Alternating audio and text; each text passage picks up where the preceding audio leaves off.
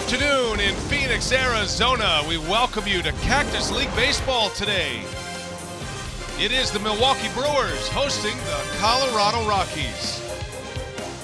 And hi everybody, we welcome you from beautiful Maryvale Baseball Park. Brian Anderson along with Bill Schroeder. Great to have you with us this afternoon. Hope you're enjoying your Saturday. Hopefully we can bring a little warmth, maybe a little sunshine to you today. Well, the Brewers getting ready to take on the Colorado Rockies. And Rock, while most starting pitchers at this point of the year, maybe trying to build into shape, trying to get ready for opening day, it's a different story for the guy on the mound today in Brent Suter. Yeah, Brent Suter, I don't think he's really trying to win a job in the pitching staff, but maybe in the starting rotation. Outstanding work by Suter last year out of the bullpen. As a starter, Craig Counsell said he's very valuable. You're going to see a lot of Brent Suter, whether he breaks with the team at camp or not, but mixes his pitches well. His unorthodox delivery is very valuable in that Brewers pitching staff. We'll see where he ends up. Well, we're hoping to visit with Brent Suter as well today after his outing. Corey Knebel expected to pitch today, the all-star closer, so a lot of the regulars are in the lineup, and one of the hotter hitters recently, Manny Pena, is in there as well. Manny Pineapple hit 2 homers in his last game 2 days ago, drove in 4 runs. That's right, not 1, but 2. We got baseball coming your way.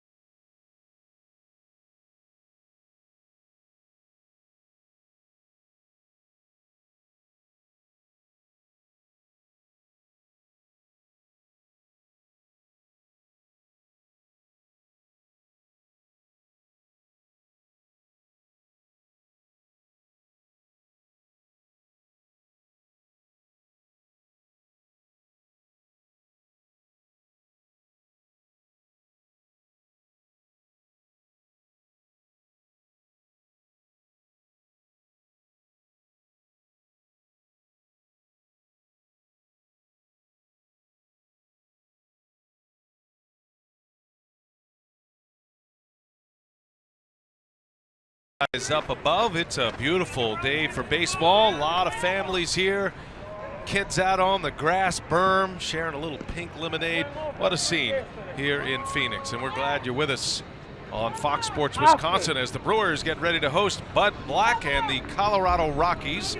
Bud Black's starting batting order today is courtesy of Potawatomi. He has Raimel Tapia leading off, then Noel Cuevas. Nolan Arenado hits third. Tom Murphy, Mike Talkman, and Jordan Patterson in the middle, with Brendan Rodgers, Tony Wolters, and Garrett Hampson rounding out the starting 9. The designated hitter is in play today, even though we have 2 National League teams. Probably won't see pitchers hit for themselves for another week or so. Craig Counsell and the Brewers going to send up Brent Suter to the mound today. There you see the exchange of the lineups. AAA manager Rick Sweet hamming it up with the 4-man umpiring crew. We should tell them that we're ready for first pitch, Rock. Yeah, we've been ready for a while, right? Let's get going. Shane Livensparger, Bill Miller, Tony Randazzo, and Trip Gibson are the very chatty umpires right now around home plate. You know, I don't think really it's the umpires. I think it's Rick Sweet down there. He can carry a conversation. Well, he's still going. Yeah, he's one of the best, Rick Sweet. AAA manager down in Colorado Springs. Now Brent Suter ready to get a start. Rock, you touched on it briefly in the open about the importance of these games for Brent Suter, and it is noteworthy that he's probably not pitching for a spot on the roster, which he was last year, but he is trying to make it into that Brewers starting rotation. Yeah, and it's going to be interesting as to where Craig Counsell and the Brewers feel he's best served. I mean, outstanding work out of the bullpen last year in 6 different stints with the Brewers. It was kind of a yo-yo season for Suter, up and down quite a bit, and did pretty good work for the team. It is very interesting that Brent Suter has become a bona fide major league starting pitcher with a fastball that'll sit around 85 miles an hour, but he's a thinking man's pitcher out of Harvard, and he's actually, Rock, excelled at the higher levels of the minor leagues and even more so in the major leagues. Why is that? Yeah, very unusual delivery. You don't see guys like Suter that throw only about 85 miles an hour from the left side pitch up in the strike zone. He does that a lot, mostly when you have a soft throwing left-hander, like a Wade Miley, if you will. He's trying to make the starting rotation as well. They're more or less trying to turn the ball over. You don't see guys like Suter very often that rely on that four-seam high fastball as much as he does. Let's check the defense behind Suter today for the Brewers. Ryan Braun will move out to left field today after a stint at first base yesterday. Lorenzo Cain will be in center with Domingo Santana in right. Around the horn goes Perez, Sogard, Villar, and Aguilar. Orlando Arcia gets the day off today, as does Travis Shaw. And Manny Pena is behind the plate, coming off his best game of the spring on Thursday when he hit 2 home runs and drove in 4 runs. Pena will be the starting catcher when the season begins if all remain healthy. And that's really the biggest concern at this point, just shy of 3 weeks until opening day. You're just trying to keep these position players healthy, injury-free as you get towards opening day. Yeah, and the goal normally is 30 at-bats, 30 plate appearances, and most of these guys are right around there. So it's going to be a challenge for Counsell to try and keep these guys healthy and to keep them engaged until opening day. First pitch of the ball game is in there for a strike, and away we go. Spring training game number 16 for the Brewers, as Raimel Tapia, left-handed hitting outfielder, leads off for Colorado. You'll notice in the Rockies batting order, mostly prospects. They have a few of the regular big leaguers, including one of the best players in the major leagues in Nolan Arenado. Arenado hitting third today. But a lot of these guys are trying to establish themselves and make a good impression for Bud Black and the coaching staff. That's normally what happens. You don't see a lot of the big boys from even the Brewers when they go over to Surprise or some of these visiting ball clubs that they go to. They don't send their big stars. Suter with a strikeout to get his afternoon started. And there's exactly what we were talking about, that high fastball. Now, it's all well and good that he throws only about 86 up in his zone. I think it's the pace in which he works. It helps him out quite a bit as well. I mean, he works very fast. He's got a very speedy delivery once he starts, something you don't see much of. First out, a strikeout here is Noel Cuevas. Oh, no. Probably headed for AAA to start the year. But again, you never know. Rockies a good ball club. Colorado made it into the postseason last year. They captured the second wild card spot and lost to the Arizona Diamondbacks in the wild card game here in Phoenix. It was a thrilling game.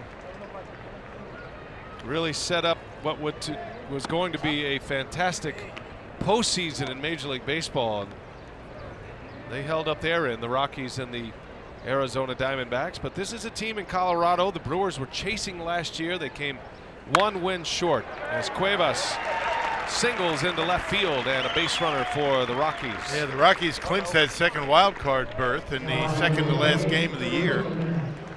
Day before the last game, the Brewers losing to St. Louis.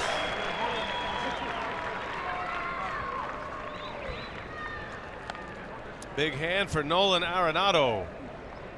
Got a big group of Rockies fans here in the ballpark today. With the proximity of all the spring training facilities, it is very easy to travel with your team and bounce from one spot to the other. And how about Suter picking off Cuevas at first base?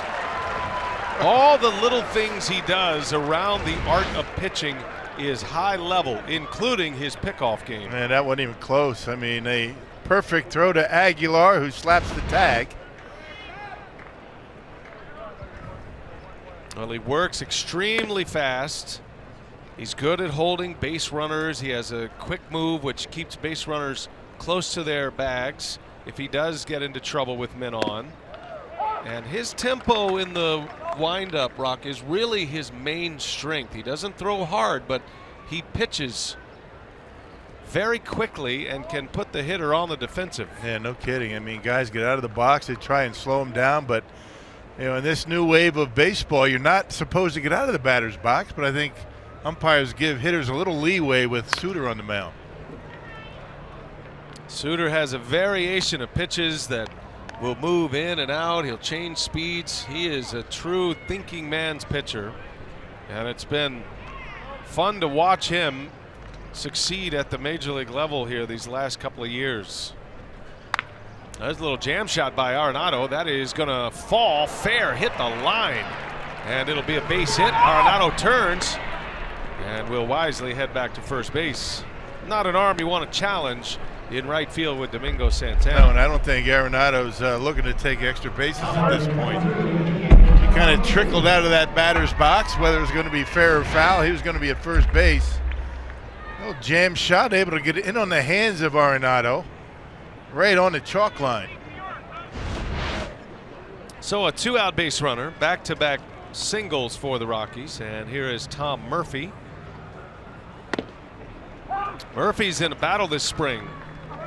Rockies trying to decide if they're going to carry 3 catchers. Chris Iannetta is going to be their starting catcher this year, coming from the Diamondbacks, and he knows Colorado well, knows Denver, was a longtime Rocky, so they're glad to get Iannetta back as their everyday catcher. And Tom Murphy and Tony Wolters are battling for the backup job if they only go with 2. Wolters probably has the advantage in that category, being that he can play multiple positions, but it's interesting that Wolters' ability to play multiple positions might afford Tom Murphy a spot on the roster. Yeah, because, with the way bullpens are these days, we talk about it every game. It's hard to keep 3 catchers. Santana ranges over fair territory. He's there, and he's got it, and that'll end the inning. A pickoff, the highlight of the top of the first inning. A couple of hits, but Suter wipes one out with a quick move to first. We head to the bottom of the first.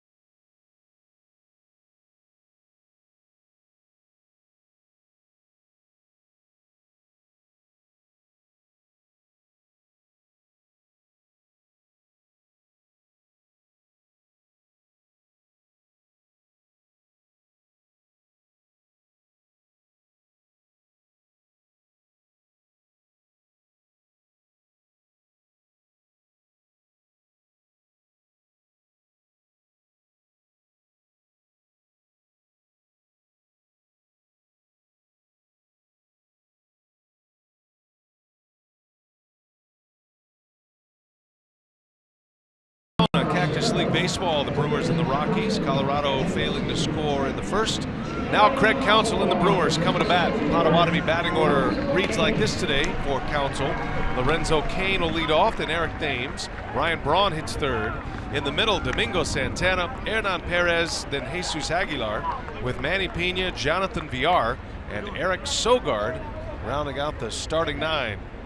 And on the mound is the left-hander, Tyler Anderson, and Rock probably slotted number 2 in this Colorado's Rockies pitching rotation. Yeah, he's spent part of the last 2 years with the Rockies, back and forth between the big leagues and the minor leagues. He's faced the Brewers in the regular season. Matter of fact, had a career high in strikeouts against the Crew back in 2016.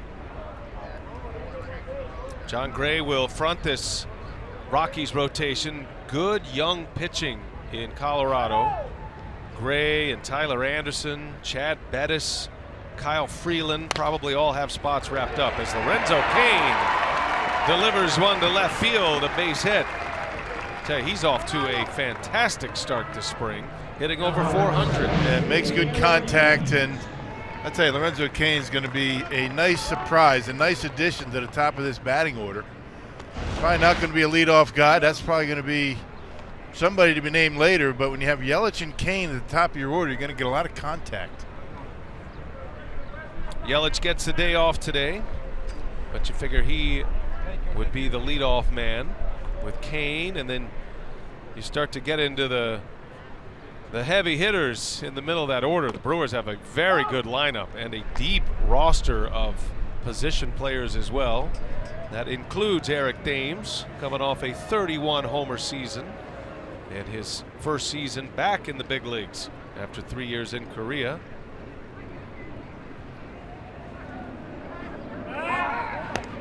And one of the things that Eric said he'd like to do is a better job against lefties, and Craig Counsell giving him a start as a designated hitter against a lefty today. The more he sees lefties, the better off he's maybe get a better pitch to hit. Thames, little late, fouls it away. Brewers have seen a lot of lefties this spring. I was talking to Darnell Coles about that. He says, yeah, it's amazing. Just the way it's working out. A lot of left-handed starters and guys coming out of the bullpen. I saw one of the best young lefties in the game yesterday with the Oakland A's, A.J. Puck. One of the hardest throwing lefties in baseball. Anderson delivers, and Thames a swing and a miss. Anderson picks up his first strikeout.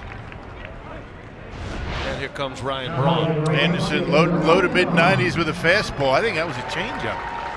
He will throw a changeup, and unusual to see a young left-hander. This guy's 28 years old. Lefty versus lefty changeup. Good pitch.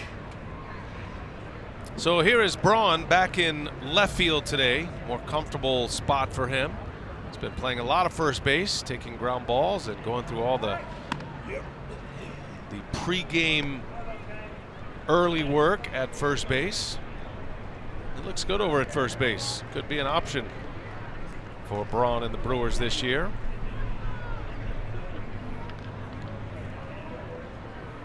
Brewers have a surplus of outfielders, all very talented in their own right.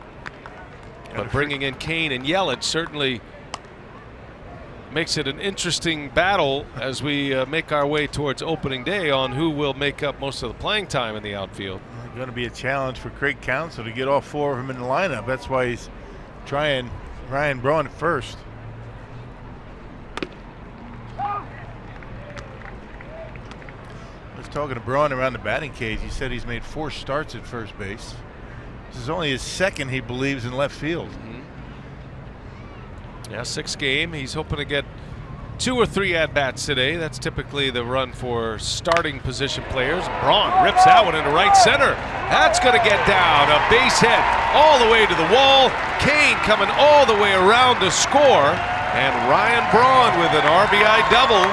His first ribby of the spring puts the Brewers on the board first today. Well, he hits baseballs into right center like a left-handed pull hitter. Anderson making a mistake with a changeup right there. Changeup up and away. Ryan gives it a ride into the gap out there in the right center. Lorenzo Cain able to score all the way from first base. A 1-out double for Braun. Cain, who reached on a single, the first tally of the game. So 1 away for Domingo Santana.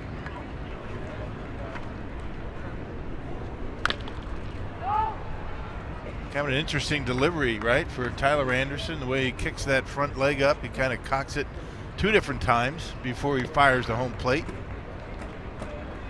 It's a little hitch in his giddy up on the way to the plate. Yeah, something, I don't know, his balancing mechanism, but sometimes if you're not just watching the arm and you're watching the whole body, it can throw off your timing up there at the plate. A former first-round draft pick. Did he go? They will ask. He did not. Santana in a 1-1 count. Domingo getting the start in right field today. Playing in back-to-back games. He's having a good spring. Had a rough day yesterday at the plate, but he's hitting over 300 this spring. A couple of extra base hits. Like a lot of players, Santana is still in that work mode right now. You know, he's trying to track pitches. He's getting himself into some deep counts. So more strikeouts than he'd like this spring. But all these hitters have something specific that they're trying to work on or improve upon. What a year he had last year, though. Santana hit 30 homers. Breakout season for him. Yeah, no kidding. There's what he does out of the stretch. A little bit of a hitch, a double hitch in there. He does it even more pronounced out of the windup.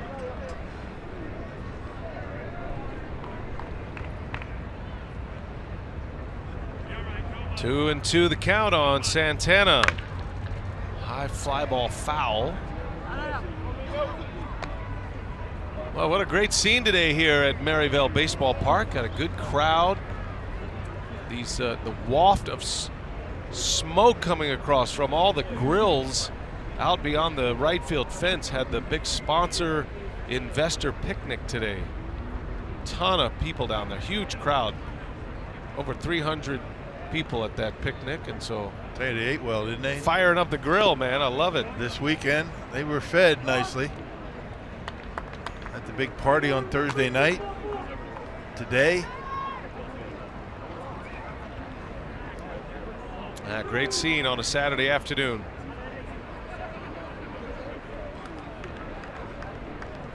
Rockies train in Scottsdale. They have a fairly new facility they train in. One of the newer facilities here in the Cactus League. They share that facility with the Arizona Diamondbacks. Here at Maryvale, the home of the Brewers, this is one of the older facilities in the Cactus League, and all of that is going to change next year. They're going to completely renovate Maryvale Baseball Park. As soon as the Brewers leave spring training, they will bring the bulldozers in and start preparations. Better not leave anything in that locker room and run back in, because bulldozers are going to be cranked up. Clear it out. It'll look very similar on the Major League Stadium here. They are making some upgrades and some changes. They're going to renovate the press box and the concourse. But where it's sitting now and how it looks visually will be similar. But the real changes come in a lot of the player development side and the buildings. More building space, more sports science space, as we are told. So there's a lot going on here than just spring training games at Maryvale Baseball Park. This will become the player development hub of the ball club. A big weight room and workout facility, training facilities. The Major League and Minor League groups will be together in the same building, not in the same spot, but same building. They're separated right now. 3-2 to Santana. On the ground to short. This is Rogers, and it throws it away. And that's going to go into the dugout. Braun will score. Trying to get the out at third base. Cannot. And it'll be a two-base error by the shortstop, Brendan Rogers, and the Brewers have a 2-0 lead. Yeah, took advantage of some bad base running by Brawny. You don't run on the ball, hit in front of you. This should be an easy out, just a terrible throw. Actually a bad catch. I mean, that wasn't a bad throw.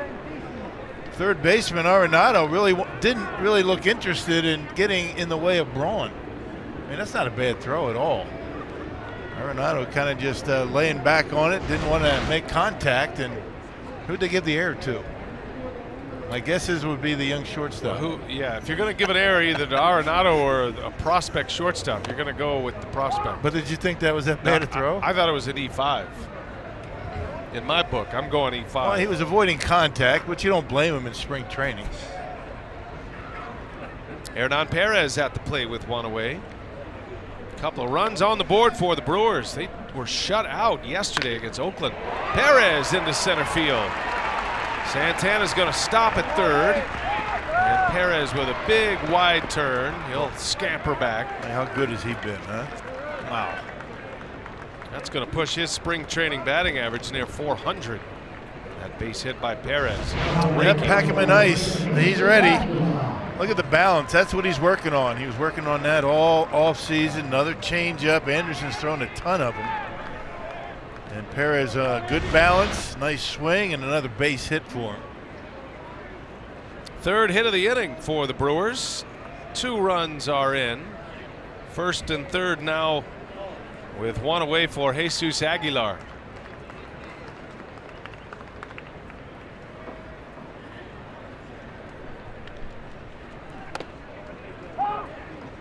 Aguilar proved to be one of the best pinch hitters the Brewers had last year.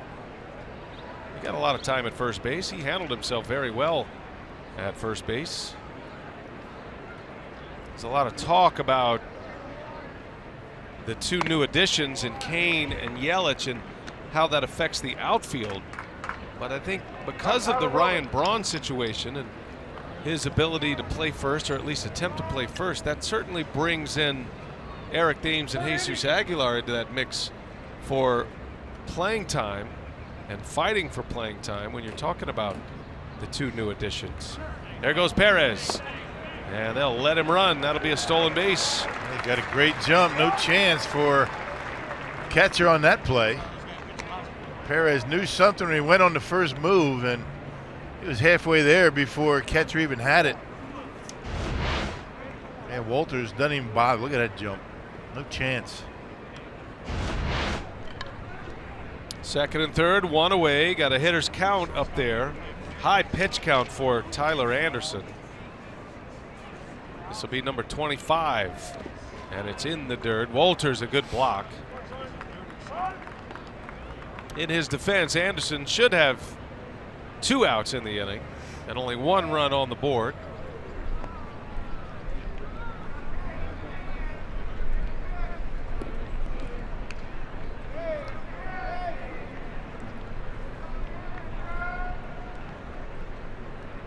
Jesus Aguilar, he's hit a home run this spring. Hit 7 of them last spring. And he draws a walk. Really working on that changeup today, isn't he? Good job by Aguilar to be patient, taking those off-speed pitches down out of the strike zone. And when you talk about Aguilar, you're talking about a guy that can do a lot of things for you as far as at the plate. I mean, it's very difficult to find a guy that, you know, not only can do a good job as a pinch hitter, but provide the power that he can give you off the bench. You don't see many guys like that. Darren Holmes is the Rockies bullpen coach. He's acting as the pitching coach today. 25 pitches already.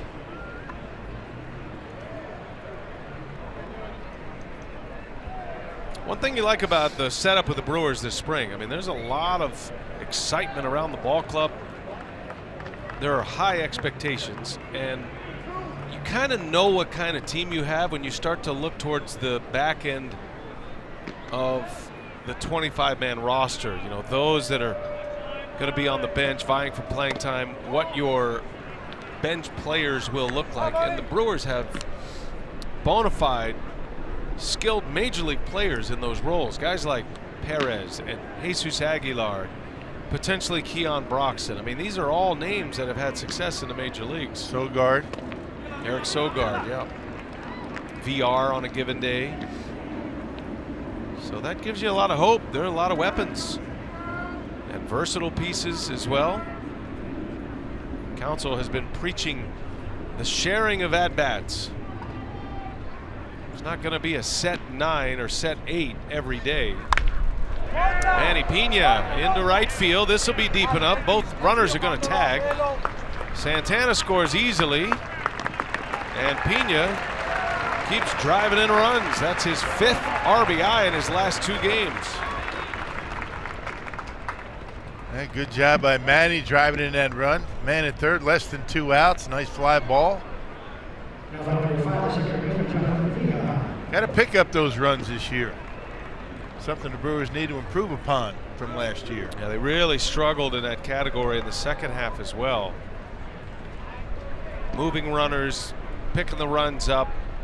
You know, you get a runner to third and one out, especially when the defense is playing back. Those are the scenarios where you have to deliver the runs. And the good teams, the great teams that go into the postseason, they do that. And that's all about making contact, and that's something that I think the Brewers are going to improve upon greatly from last year.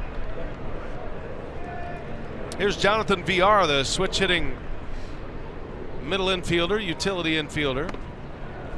VR starting at second base today. He's another guy that can play multiple positions. Third, short, second base, could put him in the outfield if you needed to. They tried that last year. Center field. And he played pretty well out there. There's a shot, and it's under the glove of Arenado. Another run's going to score.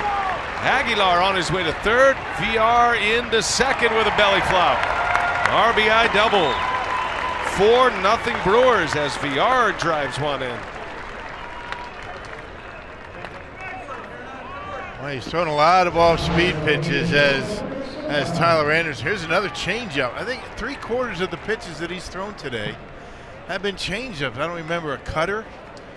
He's thrown some fastballs, but once again another changeup. VR waits back on it and knocks it under the glove of Arenado, which is not an easy thing to do. Now the Brewers are going to bat around in this first inning. It was a costly error in this inning. Second and third for Eric Sogard.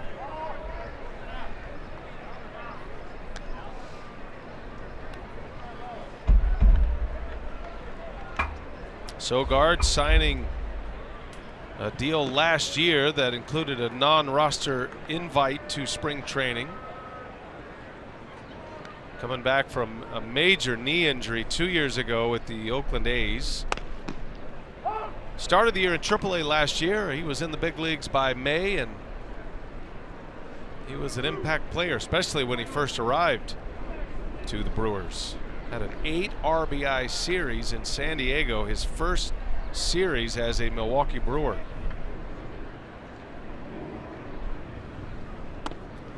And I think people thought he was going to end up with 25, 30 home runs after that series. Hit a bunch of homers right when he first got called up. That's not his game. It's a great guy to have on a ball club. Can play short, second or third. Another guy that got a little time in the outfield. You could certainly put him out there if you needed to in a pinch, if you get into a roster situation. And he's a good hitter.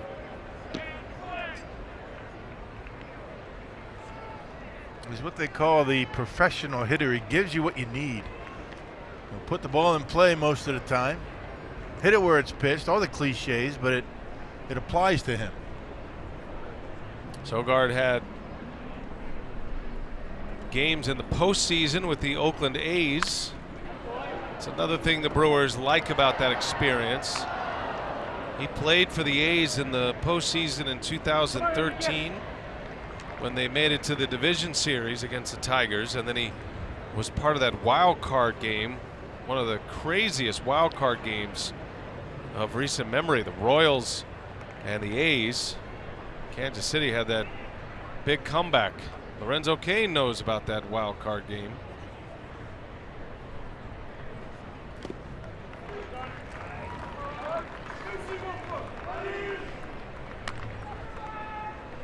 Sogard right at home in the Phoenix area.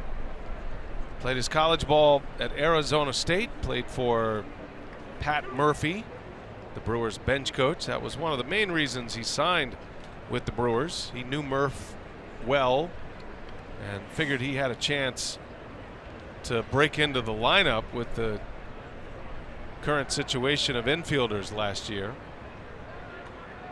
And he was right.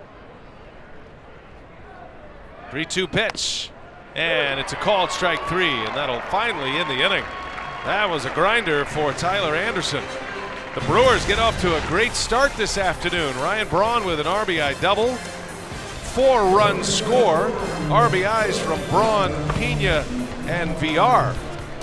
And it's 4-0 right out of the gates. We head to the second inning from Maryville.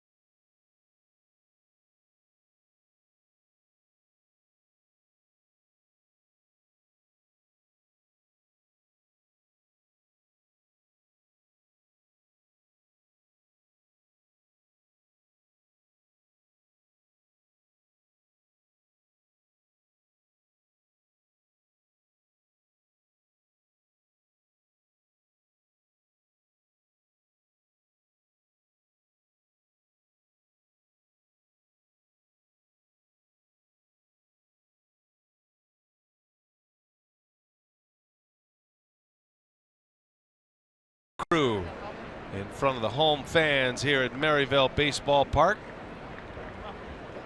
Great crowd today, and a very leisurely Saturday in Phoenix. Brent Suter back to work. Nothing leisurely about his game, and Suter opens up with a strike on Mike Tauchman.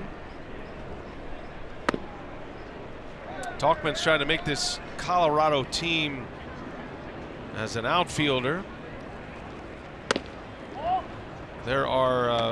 There's discussion that Carlos Gonzalez will be in Rockies camp soon, signing a one-year deal with Colorado.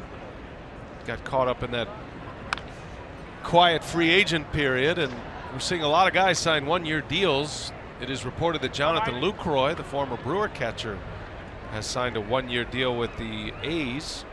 Carlos Gonzalez didn't get the deal he wanted, so he is going to return to Colorado for a one-year contract. So you probably add Gonzalez to the mix in the outfield soon. Perez knocks it down, recovers, and throws him out. Strong throwing arm from Hernan Perez. And played that perfectly. I mean, plays it off his chest. He got in front of it. He played on the backhand. That ball's in left field. Said right there, it was, but it's a good thing I had that protective cup on. Things would not be going well for me had I not, but able to make the play, stayed in front of it. And a tip of the hat to the inventor of the protective cup.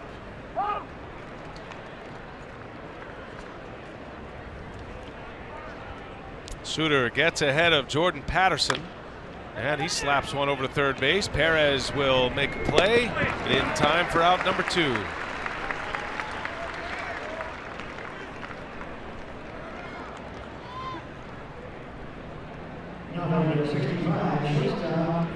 Two quick outs for Suter.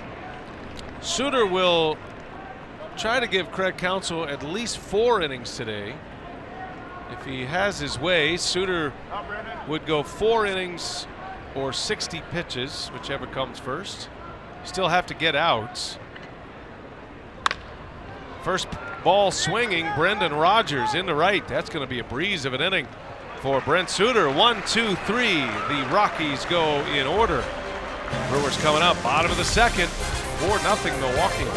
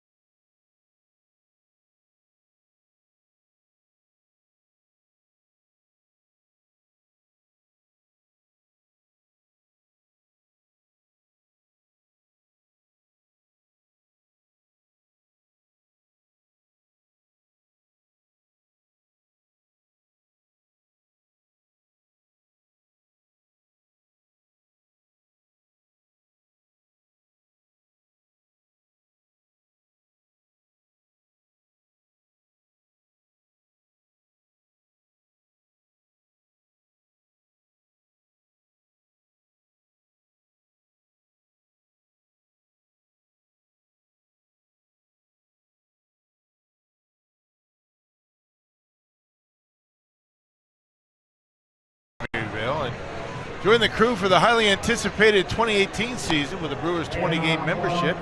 Lock in priority seating, location to 20 games of your choosing, plus unlock access to all the spectacular benefits available to season seat holders. Learn more at brewers.com/season tickets. Don't you just love the vibe here in spring training? There's nothing like it. Yeah.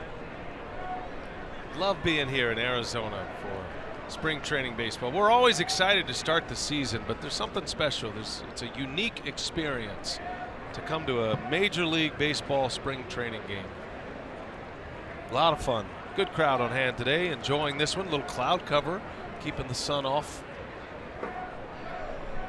Top of the order, Lorenzo Cain will lead off. Yeah, players are a lot more accessible in spring training. There's not the pressure of the regular season. You know, they'll walk by and they'll give you an autograph. Players were mingling around the sponsor picnic today. Robin Yount was there, and yeah, had good times. Had a good chat with Robin Yount before the game today. He's doing great. Hands all healed up after that accident a few years back. He was in good spirits. We had a great talk about the mental game of baseball, and boy, what a great lesson he offers to anybody who's trying to play this game at a higher level, even at the high school level. But he was talking about the key to his career was just to focus on the details. Get lost in the details. Don't worry about success or failure. Admitted that he was, like all of us are, afraid of failure on some level, but you have to be able to compartmentalize that. Yeah, that burner in your belly before every game. Even the great ones had it before the start of every game. You're talking about a Hall of Famer. There aren't many that can do what those guys did. There's a little flare by Cain. He'll shoot one into right field, a base hit. You're going to see a lot of those this year, folks. That's his game right there. You'll see a lot of jam shots into right. This one I think is right off the end. That was a jam shot. It's a fastball from Anderson. That's the benefit right there, staying on the baseball, not trying to get that bat head out too much. He's going to be lifted for a pinch runner. He was all smiles running down the baseline. But it's going to be a 2-inning performance today for Lorenzo Cain as Keon Broxton will pinch run for him. Get a couple of at-bats, sit down, and that's the thing about these guys. I mean, they feel like they're pretty close to being ready. There's still almost 3 weeks left. So you get them off the field after a couple of at-bats, bring in somebody else. Eric Thames at the plate, and Thames sends one skyward. Back in the grass is Rogers. He's got it for out number 1. Yeah, getting back to Cain though, and that jam shot, we've seen a number of those already from him this spring, but there's an old adage in baseball, and I use it quite a bit. There's a lot more hits on the handle than there are on the end of the bat. Now, it's something that is easy to understand, but very difficult to incorporate. And when you're up there in the box, instinctively, guys just don't want to get jammed. But there's nothing wrong with waiting on the baseball, and those hits that he just got are just as good as a line drive. Sure.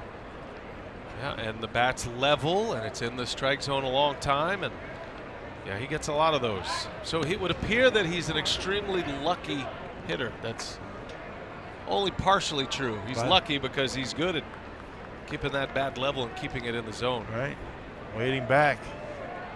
Tough to convince sometimes, hitters, especially when you're not going well. One away here. Broxton takes off, got a great jump, and he's in there easily, and now up on his feet and on his way to third base. A stolen base and an error. Rockies are kicking it around a little bit defensively today. And no reason to make this throw right here. Nothing but bad things can happen. You see the great jump by Broxton. They throw it anyway, and it goes into center field. Sometimes it's not worth the throw to make up for a big jump. Brewers must have something on Anderson. He's a lefty. He's got a decent move, but they've stolen 2 bases pretty easily.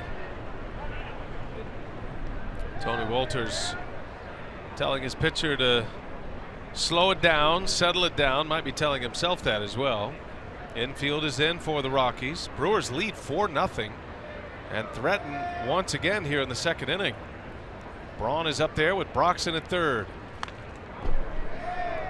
It's not a good spot for an infielder right here. You got a left-hander throwing a lot of change-ups, and you're in near the grass against Braun. I'm sure Nolan Arenado is delighted to be playing a step on the grass right now. The Gold Glove third baseman, multiple Gold Glove third baseman. He has clearly avoided contact today, either with a baseball or a base runner. He knows it's important to stay healthy. Standing 85 feet from Ryan Braun with a very hard, fast infield is not exactly ideal. Yeah, with a lefty throwing change-ups. That's a scary spot. I feel bad for him right now. Bud Black ought to just pull him off the field.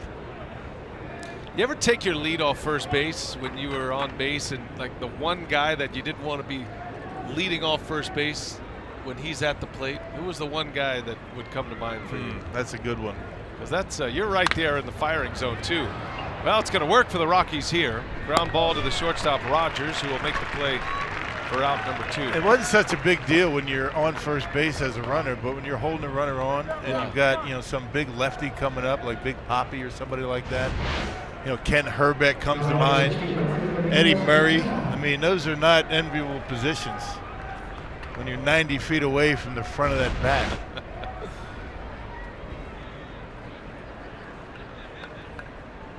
It seems like a long way when you sit up here, but that baseball can get on you in a hurry. Closes ground quickly. Here's Domingo Santana, affectionately known as Showmingo around Brewers camp. I have not been around a ball club in my 12 years here in Milwaukee and 9 years in the minor leagues. I have not been around a ball club that likes each other as much and has as much fun, with different personalities too. The whole gamut of personalities. Santana would be the quiet, stoic type, but he's right in there mixing it up with him in his own way. Yeah. And these guys are very entertaining. But they know how to separate it. I mean, around the cage and batting practice, in the dugout, they're having a great time, but they know when to turn it off and get serious on the field. Craig Counsell encourages them to do that. We saw that all last year. Now they play with a certain flair, the Brewers do, that has served them well in their surprise year last year. Wow, that's a bullet, but right at Arenado, and that'll end the inning.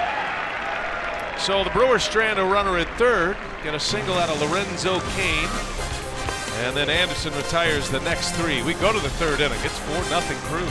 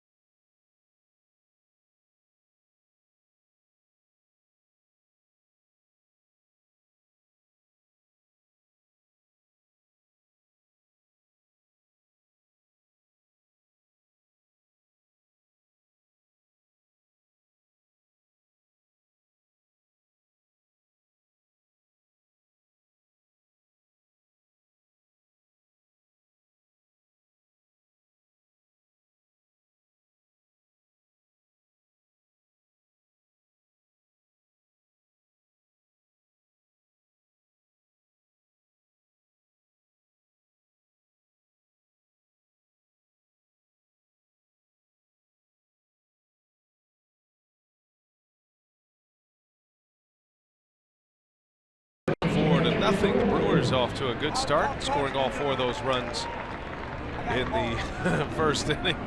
Man, is there anything better than rolling down a hill or rolling sideways on a hill? He's trying to get downward. Not when it's by accident. Now he's got it lined up. Yeah. Check him out. There's a baseball game going on. What's baseball? The intimate setting of Maryville Baseball Park and those grass berms out in the outfield. Right in front of those grass berms is Keon Broxton. He takes over in center field for Lorenzo Cain. Cain with 2 at-bats, led off each of the first 2 innings and called it a day. Good day's work. Tony Wolters will lead off for Colorado. Rockies have 8, 9, and 1 due up in this 3rd inning. Suter pitching well. Did give up 2 hits in the first, but he picked off one of those base runners who singled. Faced 4 batters in the first, and he blitzed right through the order in the 2nd inning on just 6 pitches. I think the key for Suter, as far as being in and staying in the rotation, is his ability to get through the lineup 2 or 3 times. I mean, a lot of players have never seen a guy like Suter. You know, the way he attacks hitters. There you go.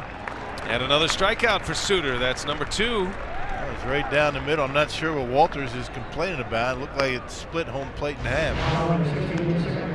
Maybe on the inside part of the plate, but where's that miss? I'm not sure what he's complaining about.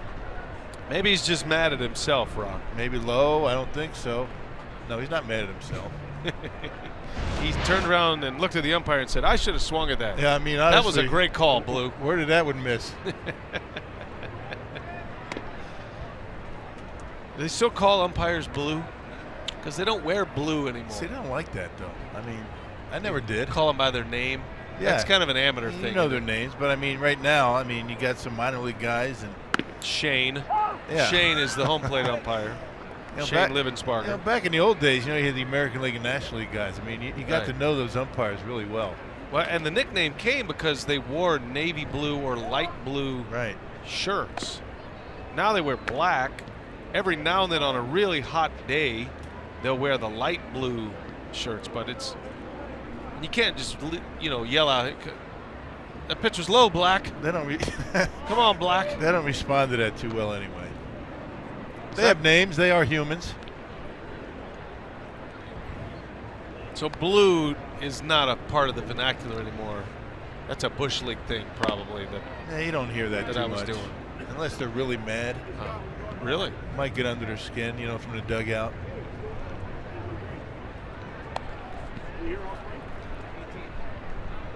You know, the one thing that the Brewers do that I really like, you know, before every series and every game, they put up the umpires, their faces, where they're going to be positioned that particular, and their names and hobbies, where they're from. Hobby, right? I mean, so you get out there at second base somewhere. So you do woodworking, huh?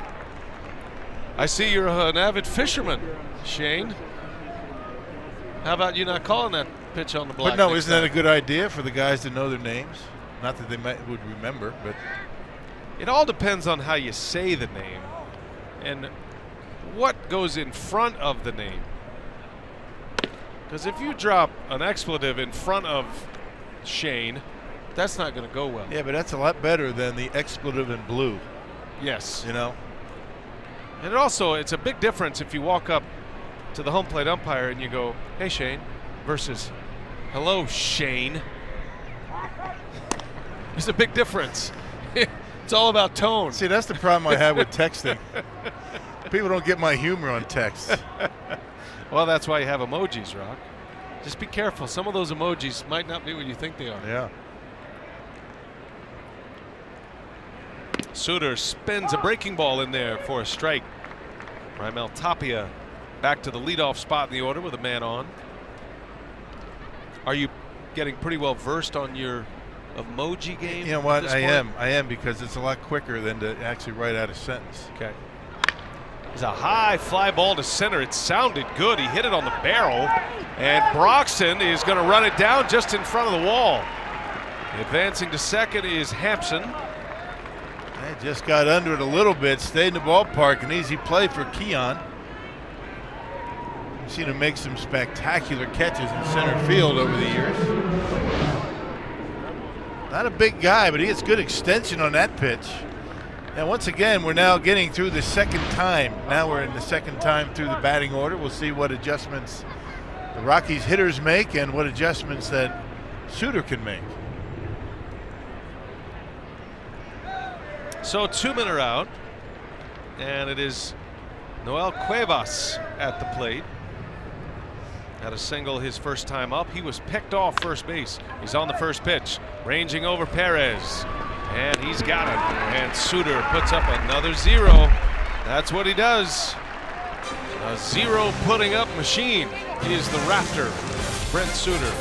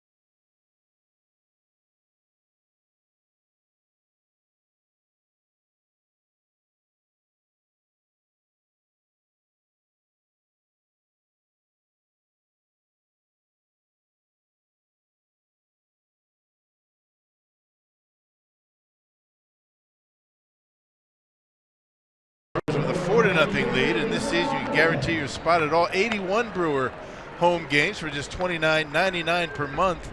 With the Brewers Ballpark Pass, you'll get a ticket to every home game at Miller Park. No exclusions, no blackout dates. Visit brewers.com/ballpark pass to learn more. Beautiful day on a Saturday afternoon, Phoenix, Arizona. Brewers are up 4-0.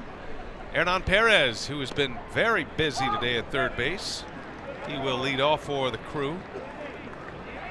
Perez, Aguilar, Pena. 5, 6, and 7 in the Brewers batting order today.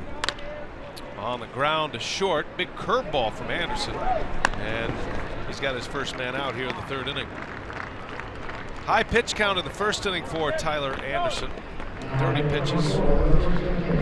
Did give up a leadoff hit in the second, but then retired the next 3 and has now retired 4 straight. Here's Jesus Aguilar.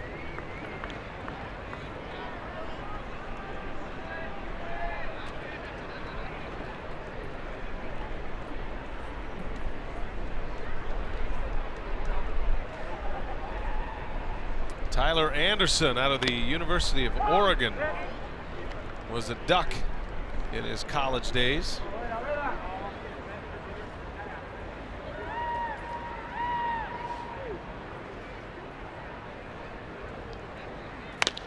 Aguilar rolls one. Arenado from foul territory.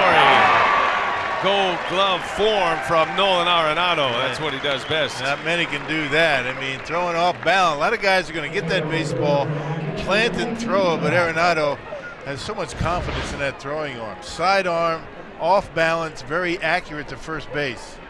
That is not easy to do. He has won the last 4, make it the last 5 Gold Glove awards in the National League at third base.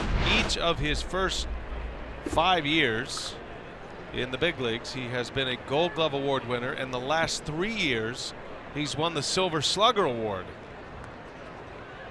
3 straight years of at least 130 RBIs for Nolan Arenado. Big home run totals.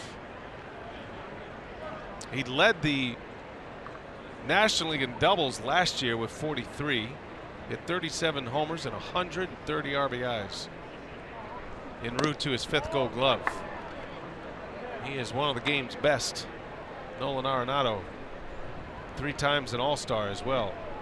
He's been knocking at the door at that MVP. He's got an MVP in his future. He finished 4th last year in the MVP voting. Just wonder how much playing in Colorado hurts him in that regard. Yeah, I think there is something to that. Not the offensive ballpark that it used to be before the humidor, but still a lot of offense at Coors Field. Little half swing right back to Anderson. Easy as it gets. And a 1-2-3 inning. That's his best inning today. 4-0 Brewers. We're on our way to the 4th. We've got 3 in the books in the Cactus League. Rockies are coming up.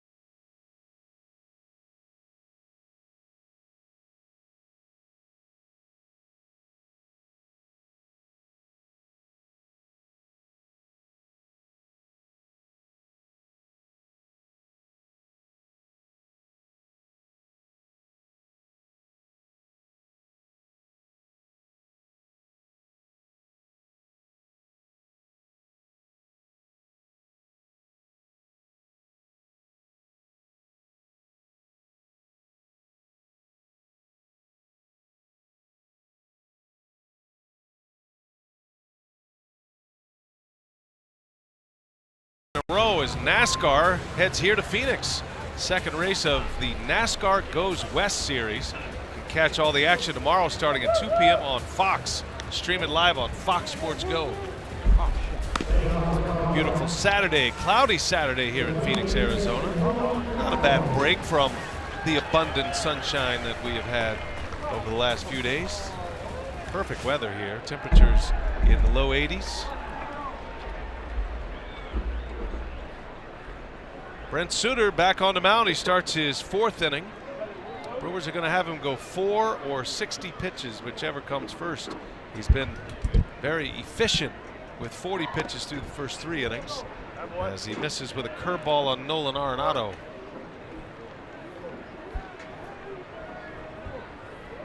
I believe the great Drew Goodman was spotted here in the press box a moment ago. Yeah. Very talented play-by-play voice of the Rockies, among other things that he does well. Well, he's devoted. I mean, not on the air and still coming out. Coming out, catching a game, and Yeah. doing a little scouting, I'm sure. Yeah. He only watches about 300 baseball games a year, so one more ought to be good enough. Little half swing roller out to short. Sogard for out number 1. Always good to see our friends from the Colorado Rockies. See, Aaron Arenado does a good job staying back all the time, but you know, the deception of Brent Suter, not sure what the pitch is and the velocity of the pitch can mess you up. When you get a hitter like Arenado to do that, you know you've got some pretty good stuff. Not so much velocity, but deception.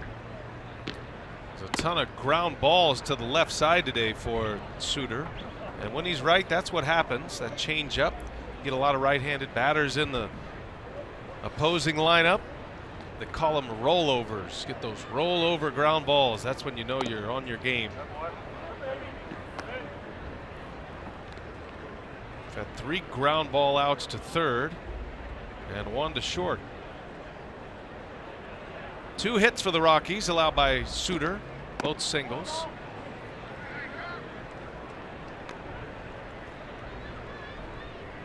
He just keeps pitching his way into the conversation every time out. Happened all year last year. Kind of waiting for the shoe to drop at some point, because he does pitch in the mid-80s for a fastball, but he never really had that blow-up outing last year. No. He gets outs. Brewers are very protective of Suter and how many passes through the batting order. Usually he's coming out third time through the batting order. And that could be an issue, whether he's going to be in the rotation or out of the bullpen. But if you can get 5 innings out of him and maybe 1 or 2 runs, I mean, that'd be, I think anybody'd take that, especially the way bullpen usage is these days. Saw Matt Albers. There's a swing and a foul tip in and out of the glove of Pena. Keep the at-bat alive. Suter has actually added 20 pounds this year in the offseason. That's what a coincidence. So have I. I'm guessing his was on purpose. Yeah, well, it's his on purpose, maybe to add a couple of miles an hour on that fastball.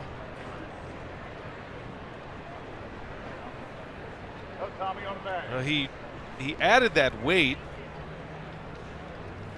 in order to prepare for the season as a starting pitcher. There's a swing and a miss, and a strikeout for Suter as he gets Tom Murphy. Strikeout number 3 on the high fastball. Maybe more than any other pitcher, the high fastball has changed the career arc of Brent Suter. It takes a lot of guts to throw an 85-mile-an-hour fastball up there. No kidding. It works effectively when you're ahead in the count. You got 2 strikes on the hitter, maybe a little bit more defensive. Wasn't that long ago, though. You're out there and you're throwing about 86 miles an hour and you're throwing up in the zone. Pitching coach is going to tell you can't do that. Yeah, keep the ball down. Get the ball down. Times have changed, right? Everybody's pitching up. Mike Tauchman a little bit late. That's the other part of Suter's game, too, because of the changeup that he throws and the variance in speeds. So often you see hitters late. They're just trying to wait that last tick to see the ball. And you see those late swings and those foul balls to the opposite side. That was a very calm, don't even bother asking me if that was a swing, but I'm going to show you that it was not a swing anyway. Bill Miller, ladies and gentlemen. 1-2 pitch. Jam shot foul.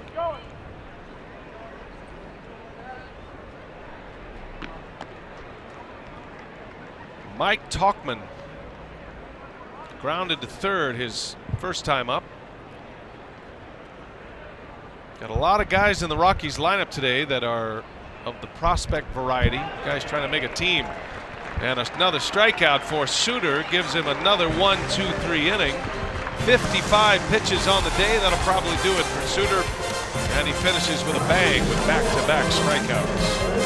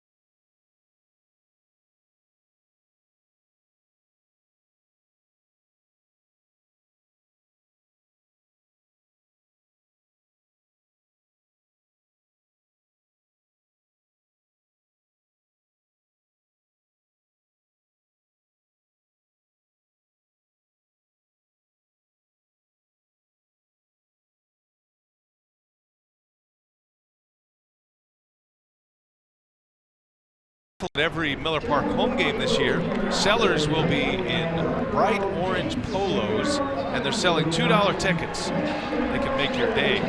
One winning per game will take home 50% of the day's proceeds. The other 50% goes to support children and their families in greater Milwaukee and Wisconsin, courtesy of Brewers Community Foundation. Brian Anderson, Bill Schroeder, we're back at Maryville Baseball Park, spring training home of the Brew Crew.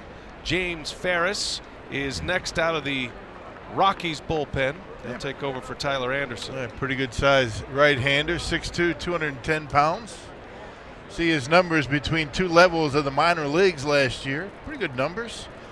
359 earned run average. Jonathan Villar, Eric Sogard, and then back to the top of the order in Keon Broxton. 8-9-1 for the Brewers. Milwaukee with 4 runs in the first. RBIs from Braun and Pena and Villar. Villar drove in that 4th run of that inning with a double. He's open for a bounce back year this year after leading the National League in stolen bases 2 years ago. Villar had a down season last season, so he knows it's an important first month. Spring training is important for him, but he knows April and May is going to be key to determine whether he is going to be in the regular rotation as a utility infielder. Sends one high in the air.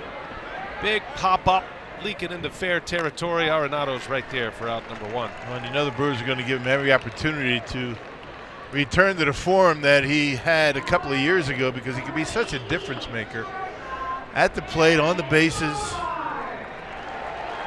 And when he's right, I mean, he can dazzle you defensively as well, but he's got to get back to where he was a couple of years ago, which is not always easy to do. Well, he's got great tools, right? He does everything well. If you had a baseball combine, he would shine. Great speed, hits for power, strong arm.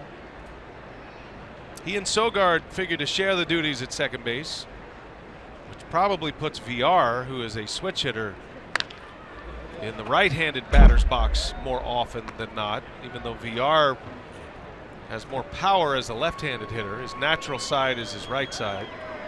So it works a little bit like a platoon. Sogard, a straight left-handed hitter. But the bat will play. Whoever is swinging a bat. Sogard has proven that he can have some good at bats against lefties.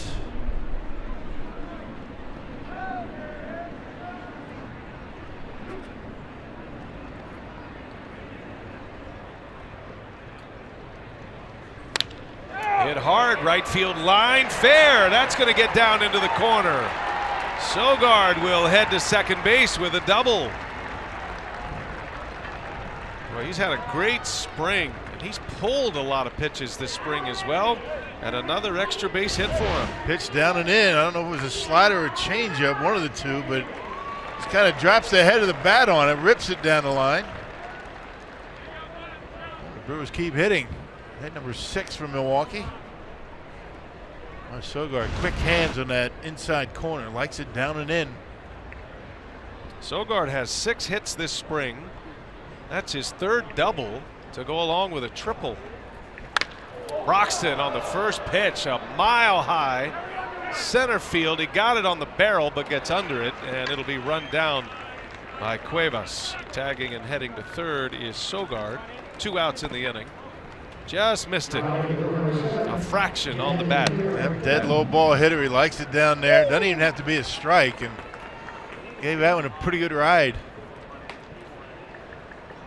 Key to Broxton's success, laying off that high fastball. Of course, there's a lot of us broadcasters that have had that problem. And we welcome you with open arms. It looks good, but awfully difficult to hit.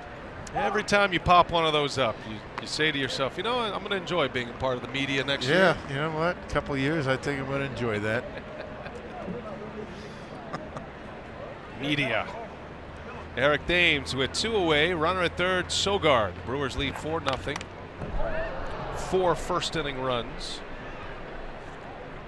Well, You're a strong addition to our group. I know where you're going. You're trying to irritate me by saying media. Media. Yeah, I know. I've been ignoring it.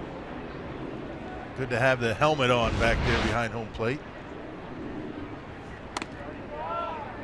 See, now our credentials last year said rights holder. Ah, that made you feel a little bit better. Yeah, but I get to spring training this year, and What's it say? it says Guest. Brewers Broadcasting. Oh, well, that's okay. Yeah, at least it doesn't have the M word.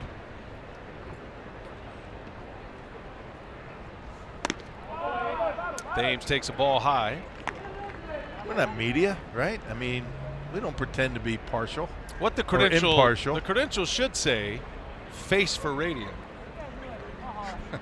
Me, you mean? No, I'm talking about myself. Maybe Yeah, you. Okay. One of us. But I mean, as far as the Brewers, it's not that big a deal to keep media off of our credentials. I mean, but it's really important to me anyway. I don't know about you. You've been known to Sharpie out the I and the A. It just looks like med. Heavy meds. Full count to Thames. He wants timeout and is granted. Media guys are over in the press box. All the scribes over there. Tom Hodgecourt, Journal Sentinel, Todd Rosiak. There they are. Look at the athleticism in that area. Now that's media. There's a ground ball. Is going to sneak through the shift. And Thames with an RBI single. Shortened up and serves one back up the middle. The Brewers are getting their practice on changeups. Ferris has a good changeup. You saw Anderson throw a ton of them today. Eric able to wait back long enough, just punch it up the middle. And they actually had Thames, a left-hander, playing around toward the hole at short. A lot of room up the middle. He'll take that, his third RBI of the spring. Sogard, who had the double, scores the fifth Brewer run. And here's Ryan Braun now. Probably his third and final at-bat of the day. Doubled in a run with a shot into right center his first time. That play to Lorenzo Cain. Cain with 2 at-bats was 2 for 2. Scored a run. Brewers with 7 hits already after being shut out yesterday by Oakland.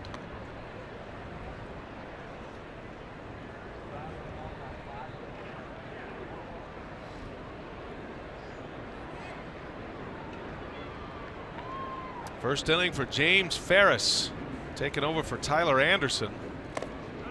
This is badly. Snap throw behind Thames. Former infielder Tony Wolters. That looked like an infielder right there. Good snap throw, kind of sidearm right on the money.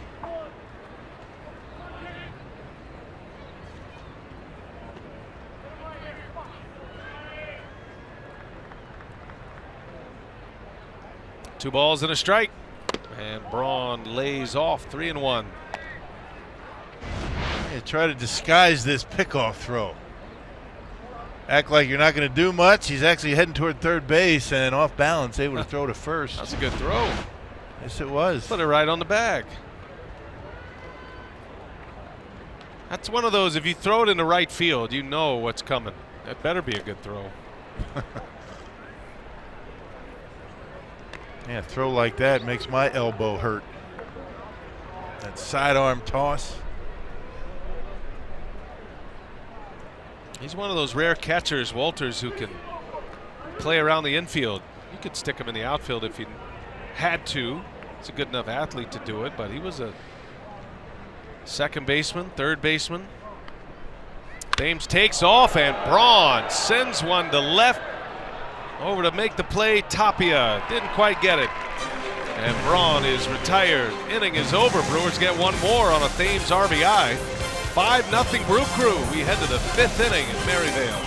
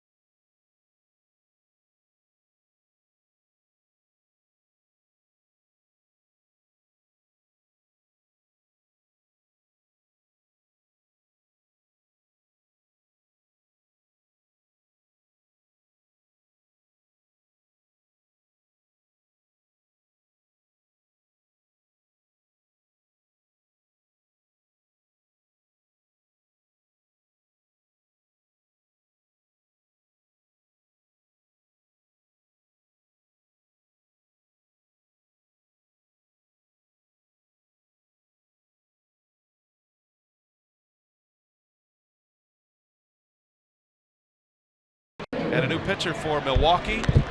Josh Hader is on to pitch, be a big part of that Brewers bullpen this year. And we're pleased to be joined in the Brewers dugout by the starter today, Brent Suter.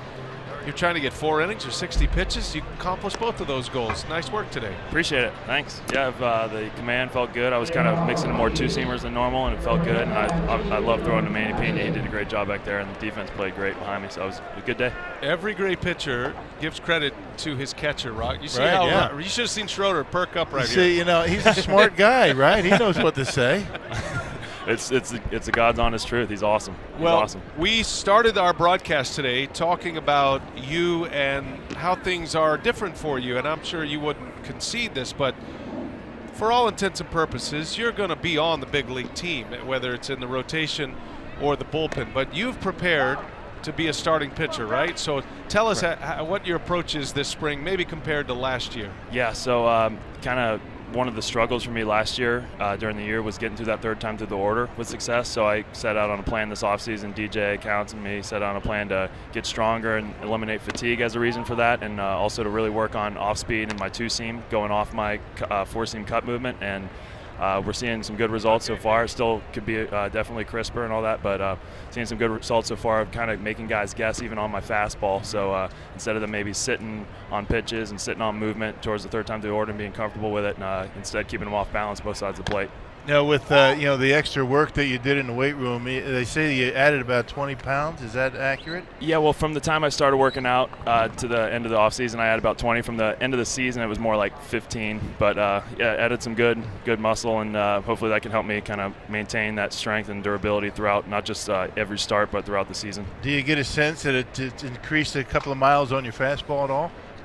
If it does, great, as long as I keep my cut movement, but that wasn't really the focus of it. The focus was more durability and eliminate fatigue. Now, have you always worked at this pace, even when you were a young kid, or when did you start working at this very quick pace? I'd say it started more in college. I was never necessarily a slow worker, but in college, kind of our motto was work quick, throw strikes, attack the zone. So kind of started freshman year, kind of working quicker, and then in pro ball it kind of just accelerated from there. And it's kind of it's one of those things that can be your best friend or your worst enemy sometimes. So I just need to make sure I can control the tempo of the game, and make sure if they're kind of getting some hits in a row, just kind of take a deep breath and slow the game down, because the game doesn't start without the pitcher. Yeah, one of my favorite moments last year, I know you remember this, we were in Yankee Stadium and Aaron Judge was in the batter's box. And you're pitching to him, and you would throw a pitch, and he would not get out of his crouch. He'd be in his stance.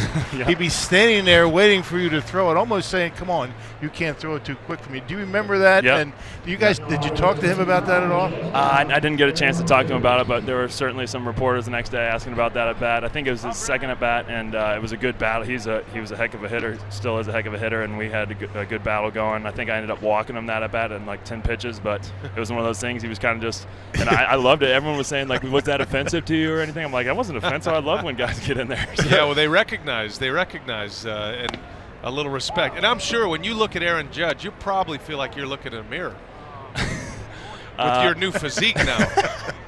I got a long way to go for that. I don't know about that, but that's thank you for the compliment, I guess. You got to tell this story. So we told it on the air last time you pitched in a game, but you and I had a chat, and we were talking about your off-season workout program, and I think you might have a patent sitting there waiting for you on a training tool, which happened to be a queen-size mattress. Yep. Can you explain how the queen-size mattress came into play with your off-season regimen? Yeah, so I started really in pro ball off-season throwing when I couldn't find throwing partners. When I first started playing pro ball, I would just go in my parents' basement and kind of throw for 10 minutes as hard as I could to start, and then just build up 30 seconds from there. And it's kind of turned into more or less my routine in the off-season to just kind of go down the basement, pick out spots on the mattress to try to nail, and just kind of keep throwing. It's almost a cardio workout too, because you're just throwing constantly for 10, 15 minutes, and it ends up really building good arm strength, and it's quick, it's efficient. It's how I like to pitch. So. Man, there's a great endorsement deal in Milwaukee waiting for you. And you're not just throwing to different parts of that mattress. They're actual things you're aiming at. Can you share with us what you're throwing at on the mattress? Yeah, so most of our mattresses at my parents' house have little flowers on them, so there was a flower, inside corner up, outside corner down. So I just aim for all the That's flowers. awesome. It's really That's awesome. Try to get after some nectar. You know what I mean? Make do with what you have, right? Exactly. Tommy Mansky made a great living on instructional videos. I think, Brent, you've got something there. The mattress video, and then you get a little rest after. You can lay it down. It could be like a Murphy bed or whatever you wanted. Brent, have you always had success pitching up in the strike zone? I mean, back in the old days, guys throwing 86, 87 would be told you can't pitch up there, and that's the way the game was. But we've noticed that the game has changed quite a bit in that regard, and even guys like yourself that don't throw it get a lot of mileage out of that high fastball. Yeah, it really has been more the last couple of years where I kind of leaned over more, had a more leaned over exaggeration in my delivery, and it led to more late movement, late cut. And so that was when I started experimenting with it. It would kind of not just cut, but almost kind of rise a little bit to the hitter, I've been told. So I just kind of used that, and it became comfortable doing that. And soon enough, it was kind of a strength of mine. Base hit down the left field line. Brendan Rodgers with a double off Josh Hader. We hear a lot from the starters and all the pitchers really, but especially the starting pitchers, Brent, about Derek Johnson. Can you quantify what exactly he does that has Major League pitchers raving about the Brewers pitching coach? You don't normally hear that from big league players. Yeah, I could go on and on about it. He's incredible. He has, not only like with mechanics, he's so intellectual and so good with it. He keeps it simple, but also pitching-wise, he's so advanced in his approach. He does his homework like crazy. He's always in there taking notes, looking up information, helping us out with that.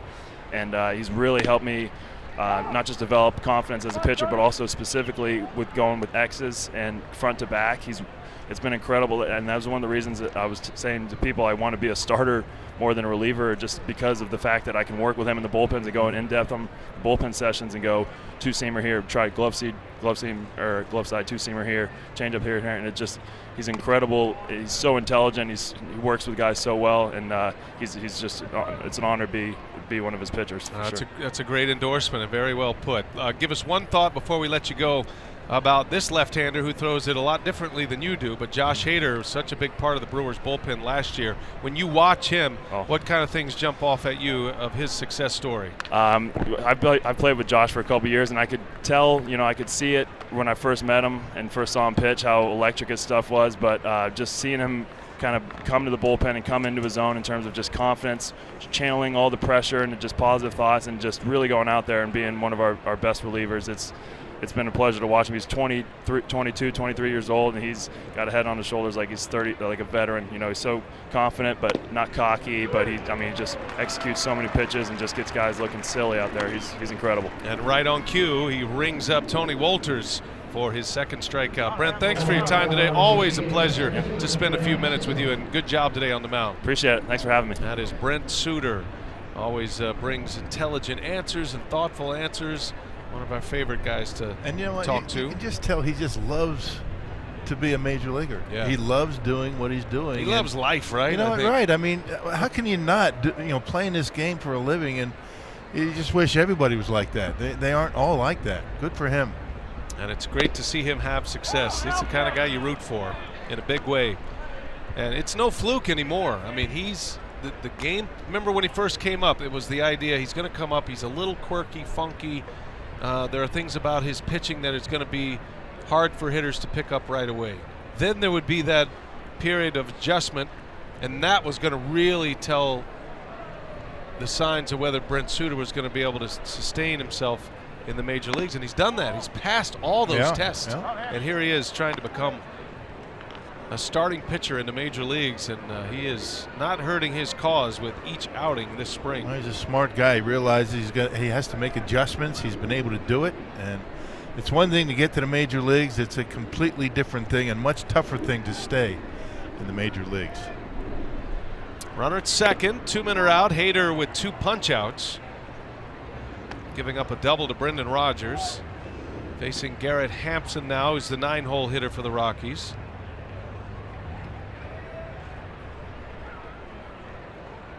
Last year when Hader called up, the idea was that he would pitch in the bullpen this year and then go back to his starting role, which is where he was in the minor leagues.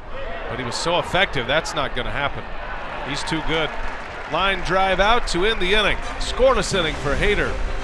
5-0 Brewers. They've got them shut out through 5 innings. We're headed to the home fifth with the Brewers coming to bat.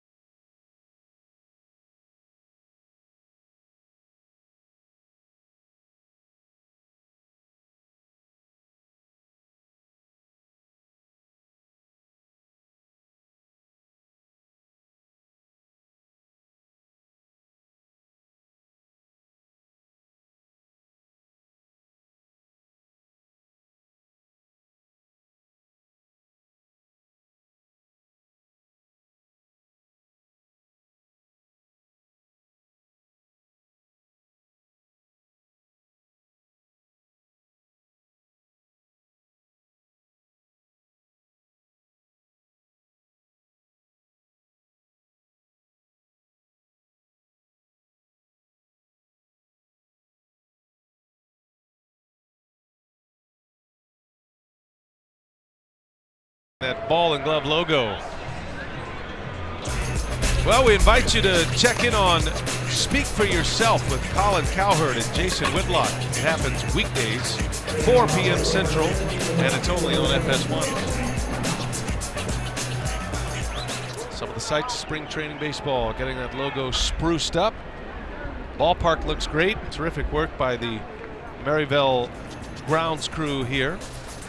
Brian Shaw is the new Rockies pitcher, and one of the 3 that the Rockies have made strong commitments to in that bullpen this year. Yeah, Wade Davis, their closer, the big contract, and Jake McGee, 3 guys that the Rockies were able to lock up for a while. Man, that's the way the game's going. The bullpens, not just the closers, the setup guys are making the money these days.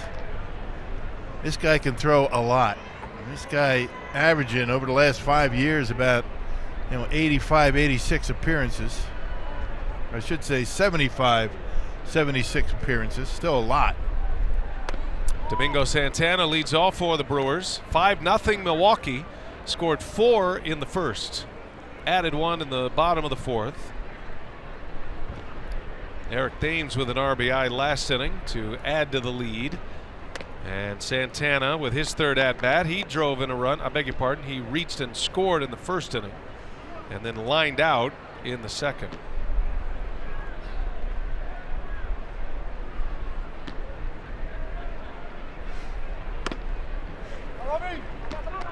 Shaw, one of those guys that throws one cutter after another. It's a good one. Now Wade Davis, a 3-year deal. Rockies re-signed Jake McGee to a 3-year deal, and Shaw got the same contract. So not only are they bringing these relievers in, they're adding an extra year compared to what a lot of those late game relievers were getting this offseason, because the Rockies are believing in the continuity, sticking with the same group of guys. They can be interchanged a little bit, but Santana goes deep to center field. That's way back there, and it looks up. Oh, it is off the top of the batter's eye. Wow. A long home run by Domingo Santana. Wow. That baby carried. It didn't sound like he got all of it, did it? Sounded a little bit off the end, but apparently not. Wind is blowing out to center. First spring training home run for Shomingo, and it is 6-0 on a booming home run to center field. Yeah, cutter up out over the plate, and he gives it a ride to center field, almost over everything out there in center field. I mean, Cuevas is going back on that ball like maybe he'll have a chance, and it hits the top of the batter's eye. Off the corner and comes back in. It's about a 35-foot tall structure out there. Hernan Perez takes a ball. Yeah, Domingo Santana finally on the board with a home run after hitting 30 in the regular season last year. Look at Lorenzo Cain. He was taken out, what, in the second inning? He's still in that dugout. Well, don't you love that? I mean, most of the time, guys, they get their work in and they head home. He's still in that dugout. I feel like every day we show up to the ballpark, there's a Lorenzo Cain off the field story, you know, about something he's done in the clubhouse, something he's done with the minor league players as Perez draws the walk. The other day, the Brewers had an early work, and they brought about 6 or 7 minor league players over to be the base runners for their cutoff and relays. So the base runners come off the field, the day is done, and they're running hard too. It was a full speed drill, so these guys are busting and getting in rundowns and all these different elements of base running. And when it was all said and done, Lorenzo Cain, I don't know how it all went down, but basically said, I'm going to write all you guys a check for coming over here and helping us out today. So no, good for him. He's going to write him a check, and they made whatever, $40, $50 for just coming out and being a part of it. Just a little tip. Yeah. From Lorenzo Cain. Big leaguer. I mean, that's good stuff. Good example he's trying to set. He said he learned that from Mike Cameron. Mike Cameron did that when he was here. Big swing by Aguilar. You know, you always hear, you know, when you talk about guys on the current team, you hear a lot of stories about Mike Cameron too, don't you? You know, for a guy that wasn't in Milwaukee that long, he certainly left an impact, especially with Lorenzo Cain. Aguilar rolls over one, got a chance to turn it here, and the Rockies do turn it. Nice pick at first base by Patterson. 6-4-3 double play wipes out the base runner. Well, this is going to conclude our stretch of TV games. We've had 3 in a row. It's been a lot of fun bringing you these games. We'll be back on television on the 13th of March. That'll be against the Rangers.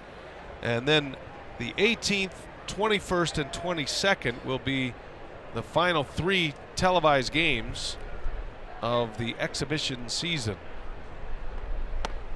After that last spring training game, the next time we'll come to you live in color will be on opening day in San Diego, March 29th, against the Padres.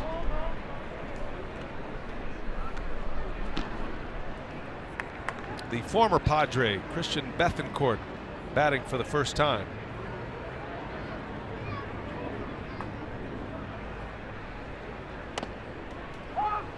You got to go on the road in April. There are 2 things you look out for: warm weather cities and retractable roofs. And to open the season in San Diego, that's nice. That's a nice mix. Bethancourt lines one to center. That's going to go all the way near the track, and Bethancourt will pull it up with a single. Yeah, Shaw's leaving that cutter up in the zone. Brewers taking advantage of it. Another one here, right down the middle, and Bethancourt able to hit it hard into center field. Nice swing. Little insurance for the Brewers behind home plate down in AAA this year. Trying to reestablish himself as a major league position player after pitching a couple of years. VR on the first pitch, grounds out. That'll end the inning. And we are headed to the 6th. Domingo Santana, Shomingo, with a long home run off the top of the batter's eye. His first of the spring makes it 6-0 Milwaukee.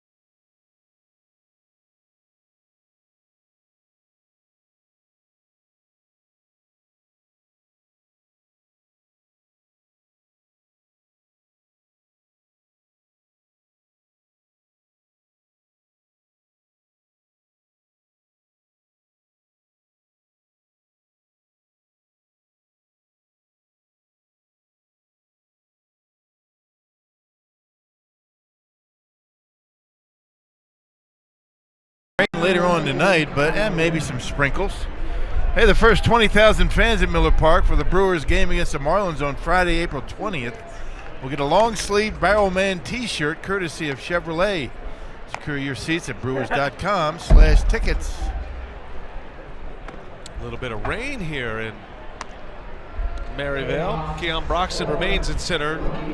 Trying to reset the defense for you. Been a lot of changes. Sogard continues at short. Christian Bethancourt took over for Pena behind the plate. And all new players everywhere else. Keston Hiura will take over at second base for VR. VR just got his last at-bat. We'll show you the new Brewers that have just entered the game. And Josh Hader back on the mound to start his second inning. Most relievers going one inning. Brewers feel like Hader is that multi-inning specialist.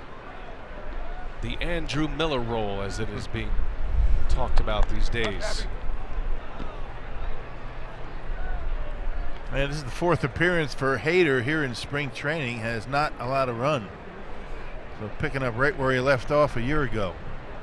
With the rain falling, a little bit of mist falling right now, Hader's taking the glasses off. Little soft liner into center field, a base hit for Tapia. Second hit allowed by Hader. Worked a scoreless inning with 2 strikeouts in the 5th inning. I don't see many left-handed batters get hits off of Josh Hader. Tapia's hung in there nicely last couple of times up.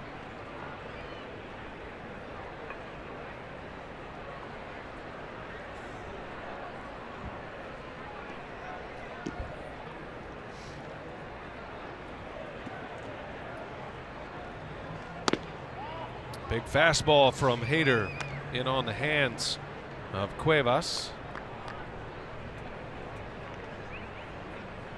Kind of a nice contrast for Craig Counsell out on the mound today, right? You get Suter throwing 86, you got Hader throwing 96. That'll get your attention. See, G-Man Choi has taken over at first base for Jesus Aguilar. Kyle Wren now in right field after Santana hit the home run, his last at bat, and Nick Franklin is at third. The regular replacements that we've seen a lot of. These guys are getting a lot of playing time. Franklin and Wren and Nate Orf, G-Man Choi. Gotta keep the regular guys, they don't need to be playing every day all game. Save that for the regular season. 1 ball, 1 strike to count. Hader will take a look at first base. Maybe we should start bringing in some replacement broadcasters. Yeah, we need to work. Maybe we are the replacement broadcasters, actually, now that I think about it. Skips away from Bethancourt, and Tapia is on his way to second. Be a wild pitch.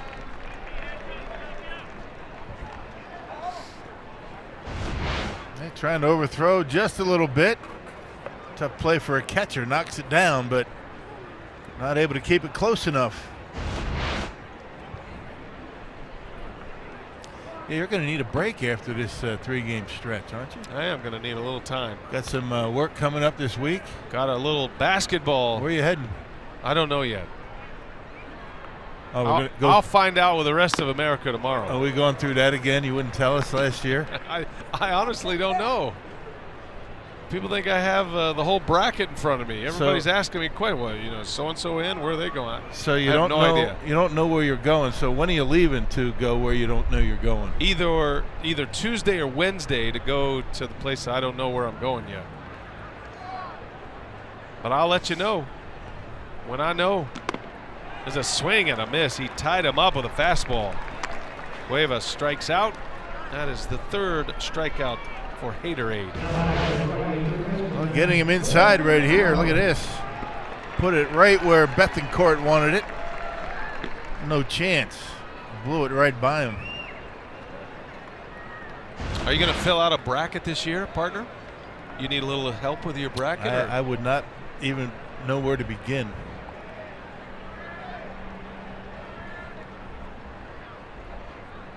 If I call you, will you help me? Sure, be happy to. 68 teams announced tomorrow. Selection show on TBS, don't forget. Yeah. Not CBS. TBS tomorrow. That's a brand new thing, Rock. And I'll be sitting there watching and anxiously waiting to read those teams off, just like you. Are you waiting to see who's playing who, where? Is that all of it? Basically. Yep. How they're determining where you're going? That's exactly right. Oh. Yep. Is it teams that you've done before? Is well, that the that's idea? the hope. I mean, that's what you're hoping for, but that really doesn't come into play. Arenado pops one up in the infield, and Hira makes a catch for out number 2. So not to belabor the point. Okay. All right, but why wouldn't you know at this point? Because they haven't told me. I know, but so somebody knows. I don't know if they know. Kind of rude that they don't tell you. I think they want to get the pod set up, and then they'll make that determination. So you're not in a position like you are here where you actually make the calls. Yeah, right. Pitching change.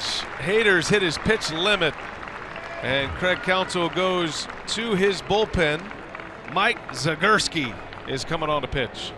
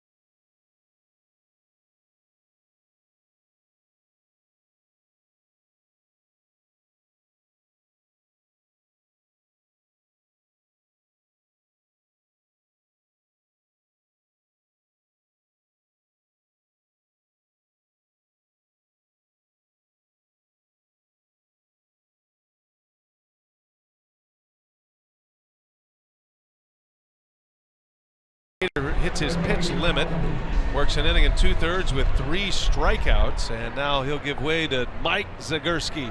Man, left-hander that's been around a long time. He's been with a number of organizations: Phillies, Diamondbacks, Pirates, Yankees, and now signed a minor league deal with the Brewers.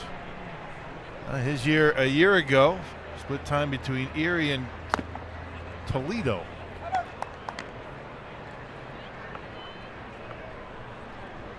Tom Murphy at the plate. He's the designated hitter for Colorado today. Zagurski trying to get through the 6th inning. Got a runner at second that belongs to Hader. Little cue shot, and it's going to stay fair right on the bag. The G-man picks it up just in time to get the out. And good work for Zagurski. To the bottom of the 6th, Brewers coming to bat. They lead it 6-0 on Fox Sports Wisconsin.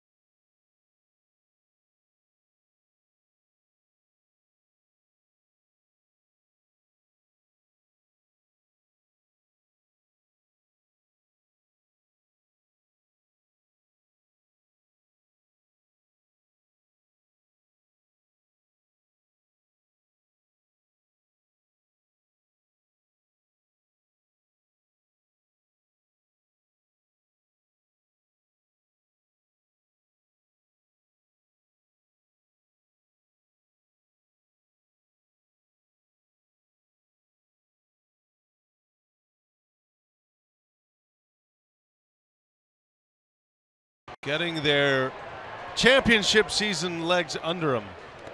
Chorizo, after a pitiful performance yesterday, has totally redeemed himself. That's what I told you yesterday, right? I mean, there's no in between with the Chorizo. Some days I just feel like he's not mentally in the game. Today, different story. Yeah. Big crowd on hand, a little bit of rain, sponsor weekend, probably knows the investors are here. Brought his A game. Way to go, Chorizo. Yancy Almonte is on the mound for the Rockies. This guy's got a big arm, 6'3", 205 pounds. He was born in Miami. He was the Angels' 17th rounder back in 2012.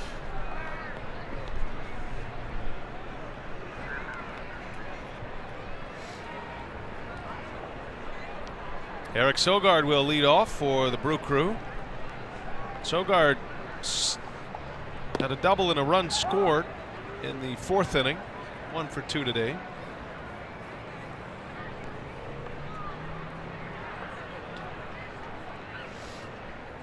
Almonte misses outside. It's starting to come down a little bit, partner.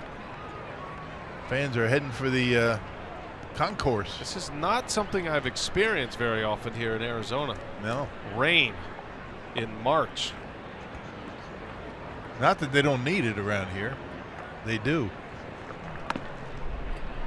Rockies have made some changes defensively. New center fielder is David Dahl. Takes over for Cuevas. Third baseman is Derek Gibson. He is in there for Arenado. And Jan Vasquez is the new catcher. Tony Wolters' day is done. 3 balls and a strike on Sogard.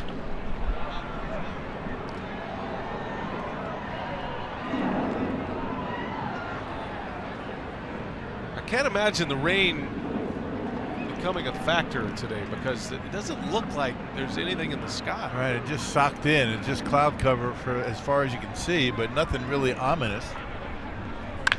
There's a shot right at Patterson, and Sogard lines out for the first out of the 6th inning. Hit it like a bullet. Scouting report on this guy. He's got 4 very good pitches. Throws in the mid-90s. But Sogard, another pitch down and in, able to turn on it.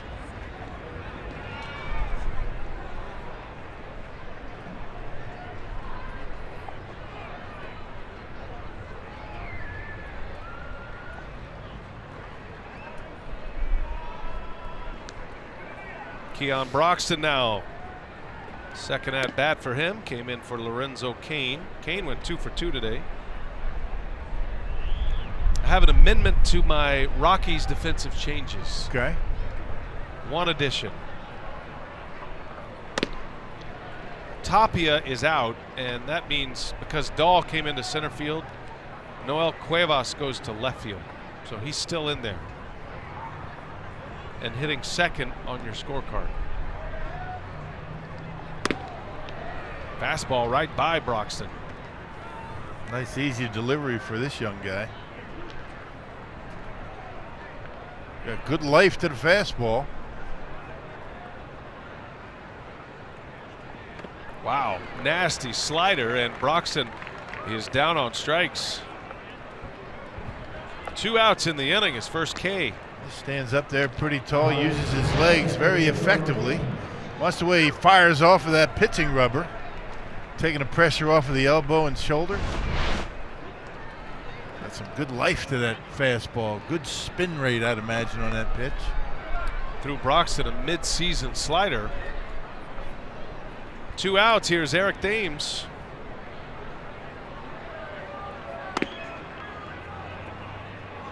Rockies are going to have a good team this year. Playoff team from a year ago. Added some pieces. You know they're going to score runs, and they have certainly bolstered that bullpen. Great bullpen, right? McGee, Shaw, Davis to the finish line. Davis will be the closer. Mike Dunn still in there. Russin, Ottavino. These guys were good for him last year. You got Arenado and Charlie Blackmon, 2 of the more dynamic players in Major League Baseball. Blackmon will be the center fielder. Ian Desmond, Gerardo Parra, probably share time in left. Carr goes back, signing a 1-year deal. Trevor Story. And a guy who won the batting title, DJ LeMahieu, a couple of years ago. High fly ball with the raindrops falling. Dahl's got it to end the inning. 3 up and 3 down for the young prospect Yancy Almonte. 6-0 Brewers, 6 in the books at Maryvale.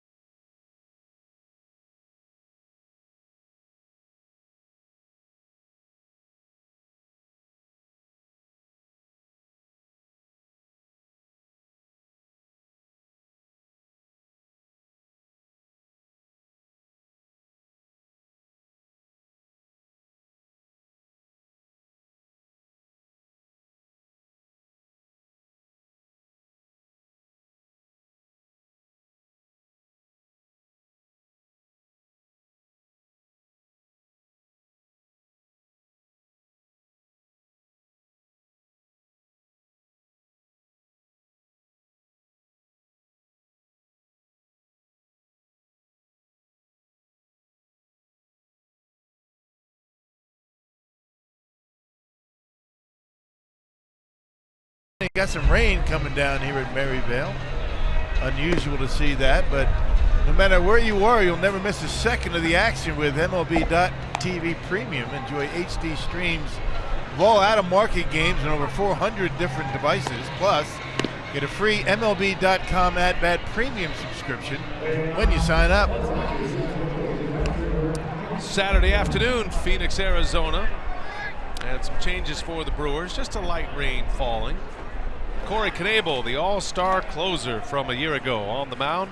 He's got an inning today, or 30 pitches, whichever comes first. 126 punch-outs in 76 innings of work. Incredible year for Corey. A little late to pick up the closer's role, but still a tremendous season. Knebel making his 3rd appearance here in spring. Facing Mike Talkman to start it. And we're pleased to be joined in the first base dugout by camp coordinator Eddie Cedar. Eddie, welcome to the broadcast today.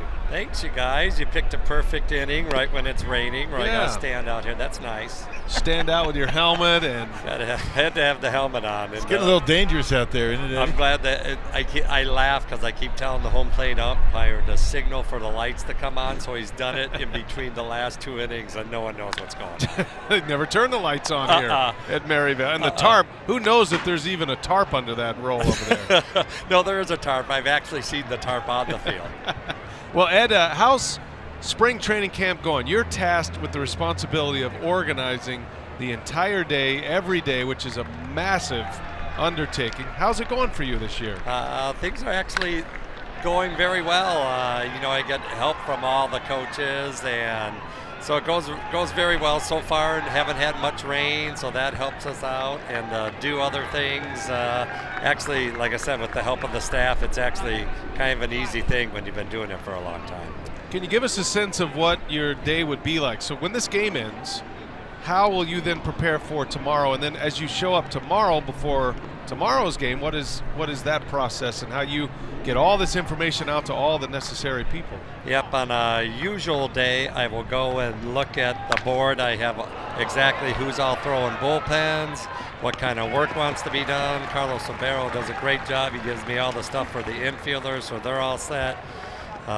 Meet with Counts or Pat Murphy and ask them what they want to cover in our all-inclusive, and go over whether it's a defensive segment or an offensive segment. Get with DC and Jason Lane to make sure all the the hitters on what they're doing, if we have a set thing, what groups are where, and then I just try and put everything together and make everybody happy. Eddie, do you get a sense that there's a different mentality here with the guys at camp? I mean, from the coaching staff to the players, a sense that they feel like they have the team to get the job done this year? Oh, yeah. I mean, just like, and even last year, you kind of sense it where you were thinking, okay, are these guys trying to fool each other or what's going on here? But kind of like the same stuff going on where you're going, yeah, these guys are getting after it every day, all the drills we're doing. I mean, it's not just out there to do stuff. Like, if you guys were out there today, we had pop-up priorities where the outfielders were laying on their backs, not facing the machine, and the infielders not. So they're doing things to make it fun and competitive. So it was kind of a neat thing how they all stick together and go out. They know we're in this thing. That's the thing. I mean, we come out here, before games that we do, and we watch you guys do that, and it seems like you're getting a lot of good work in, but everybody seems to be really having a good time, and that's one thing that the players have said, that it's not boring out here doing all this work. You guys, you coaches, particularly you, Murph, everybody can hear you guys throughout the stadium, but that's an important part of what you guys do, isn't it? Keep these guys engaged. Oh, yeah, and that's, like you said, one of the hardest things, because baseball can get kind of slow-moving at times, so to add a little excitement and energy into almost anything we do, especially from a practice situation, just enhances, our work ethic, and you got to tip your hat to the players. They're all in. I mean, maybe every once in a while things will get a little where it slows down a little bit, but these guys have been all in. It's been pretty impressive. There was a particular drill that I was watching a while ago. You had this unusual baseball. You were rolling to the guys. Hey, Eddie, the lights are coming on. Are they really? Did you talk to somebody? See? Yeah, I did. See? Yeah. Power of television. Yeah. So, yep. That baseball, you roll to the guys. You're on the warning track along the right field line. It kind of takes crazy bounces, but what's the idea behind that? Idea is working on your hands, and for us as outfielders, they're picking because that ball, you guys have seen it, that ball is bouncing wherever it wants to bounce. So when it kicks up, teaches the outfielders to come get it before it hits the ground again, or to make sure they're getting it on the short hop, and then we go right into ground balls after that, and they seem to really excel at ground balls after they've done that drill. Makes a baseball look easy after that. Right? That's the whole, game plan behind it. Ed Cedar is our guest third base coach, also the camp coordinator here at spring training, as we watch Corey Knebel, the Brewers closer, trying to navigate his way through this inning, and a swing and a miss. Count is 2-2. And Eddie, we were talking yesterday to Lorenzo Cain about a pretty special relationship that you guys have. You guys go way back. I mean, to Lorenzo's basically first day in a Brewers professional uniform in the minor leagues. What is that relationship, and how excited were you when they were able to work out a deal to get Lorenzo back in Milwaukee? It was, very special and awesome. And the awesome thing about it is that he wanted to come back. From the stories I hear, he's the one that goes, hey, reach out to the Brewers, or if the Brewers are interested, I'm in, to his agent. So that makes it kind of nice, yeah. But I had, they always laugh because I had Lorenzo when he was young, but I had him, Michael Brantley, and Darren Ford, all major league outfielders, and I still lost. Eddie, where are we with the 12 days of Christmas, you and Lorenzo? I know what day one was a bunch of scratch-offs. Well, hang on. The setup is, the reason Eddie's wearing 0, right, okay, is because he used to wear 6, right, Eddie? You were number 6. You gave your number to Lorenzo. Is that what he said? But there's a customary. Usually that you get something, but usually you're asked. He just took it. So. He just took it. There was no request made. No, knowing that, I would probably have said yes, maybe. But so where are we at with that? Where are we at? We've just finished up on the third gift. The first gift was actually he was coming in the training room, and the trainers had these new held hand massagers. So I go, Lo, come over here, and I was massaging, I believe, his leg at the time. He's going, ooh, those are really good. I'm gonna get me one of those. And then the trainers go, well, you're actually getting 2 of them. One's for Eddie. Nice. So I'm not trying not to use them all up, but I used one on a glove, which really shouldn't count if you ask me, because he gets his gloves free. Yeah, that's hardly. That's a little. But gift. we gave him that one, and Yeah. then the other one Ryan Brown came with that I should get, and this was Ryan and I should get like $100 worth of scratch offs, and then if I win, I win. If not, then I don't. And Lorenzo must have misinterpreted or misheard, as he brought me 100 scratch offs. Wow. Ranging, well, in case of the IRS is listening, only all of them were $1 ones. Okay.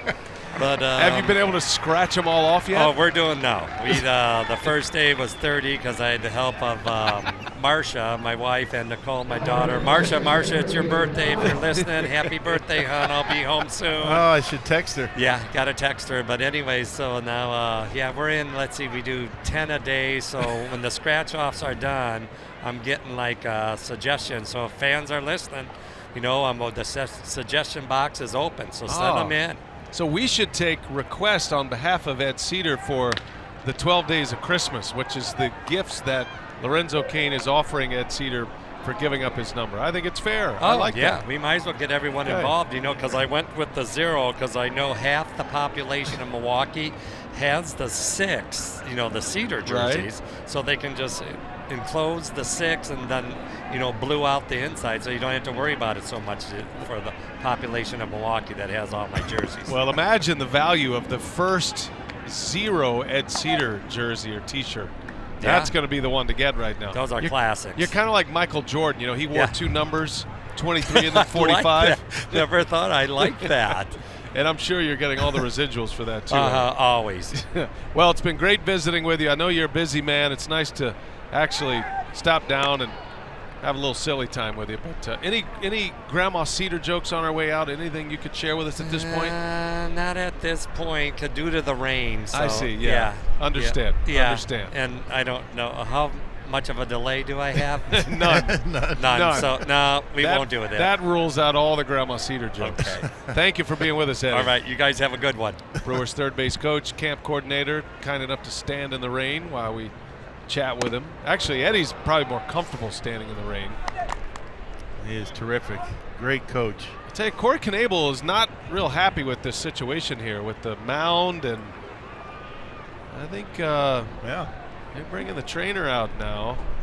Well, it's getting a little bit slick out there, and the last thing Craig Counsell needs is for one of these guys to slip and stretch a hamstring or what have you, and it's not worth it.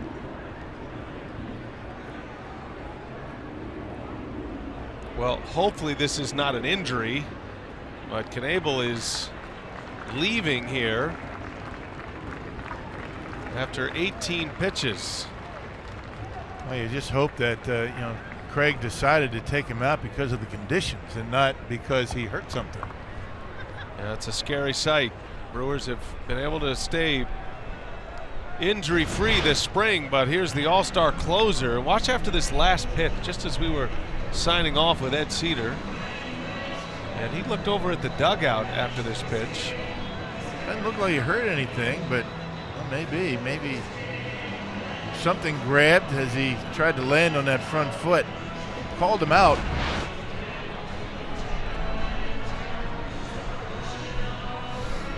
Well, and so Knebel will head to the clubhouse.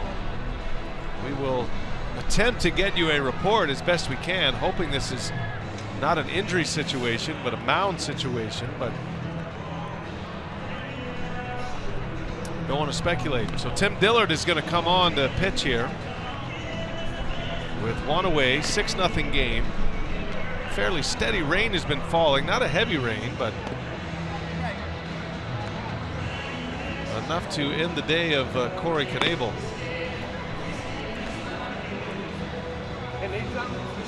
So Tim Dillard coming out of the Brewers bullpen. He'll get as much time as he needs to loosen up.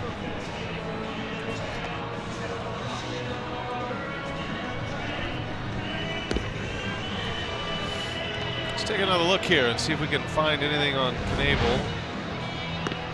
He's going to turn to the dugout and then wave the training staff out. You can see the hands and the motion, come on out. Really can't tell if there's anything going on. Not favoring anything right there. You just hope it's that, Craig Counsell decided to take him out before something did happen. I thought he said something right there to Matt Albers that he slipped and he's looking at his shoes. And yeah, let's hope that's the case. And he's taking the time to go get his equipment and some of the things that helps him get loose, his coat. And we will await a report from the Brewer clubhouse. Hopefully nothing to report on an injury front. And yeah, the temperatures dropped a little bit, the rain falling. It started out as a beautiful day. Temperature in the low 80s and a little bit of cloud cover, but the rains have come. A little bit of wind is blowing now, so not your typical spring training feel as Tim Dillard gets his warm-ups in, and Dillard ready to pitch. Yeah, he's been in Colorado Springs East for the last 3 years. Tim saw some action in Milwaukee, parts of seasons 08 through 2012. Not a whole lot of time, but does have big league experience. Dillard trying to get a ground ball double play here to get out of this inning. As David Dahl bats for the first time.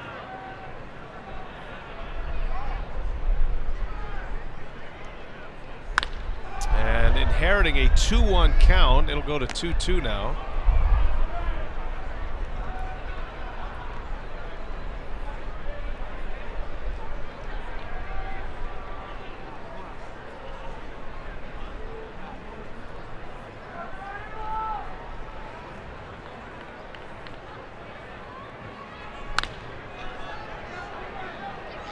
Count remains at 2 balls, 2 strikes.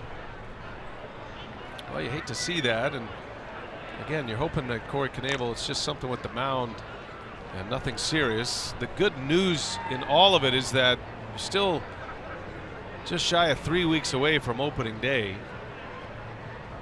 But these guys take their days on the mound very seriously, getting a chance to get an inning in a game situation. Most closers feel like they don't need as much time to get ready. Most relievers feel that way compared to starting pitchers. Well, and that's the thing that Craig Counsell concerned about. I mean, with 3 weeks to spring train or to regular season, keeping his guys healthy, this is the last thing he needs is conditions like this. So get him out of there, get him in the clubhouse.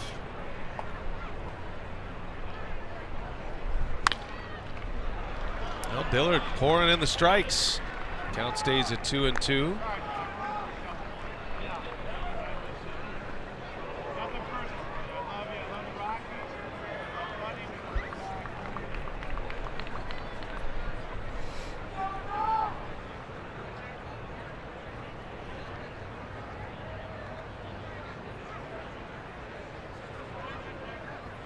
Dillard, the sidewinder, deals and hit hard right field. That's going to get to the wall.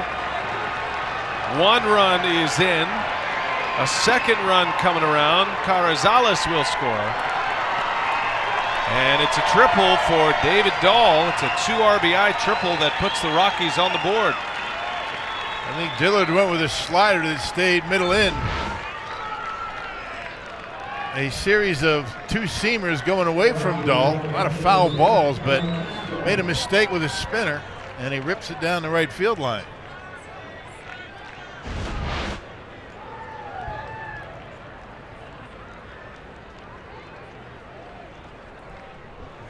So Dahl will get credit for the triple. Those runs belong to Knebel.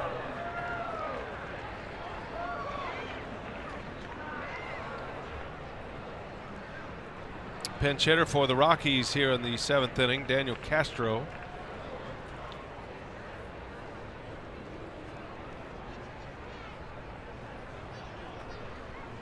And Dillard deals a little foul ball, jam shot.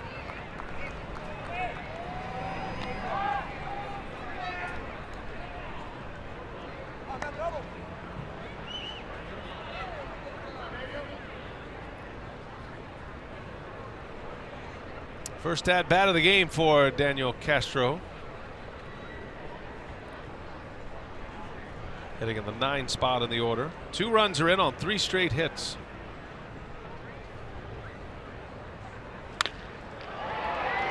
Just foul.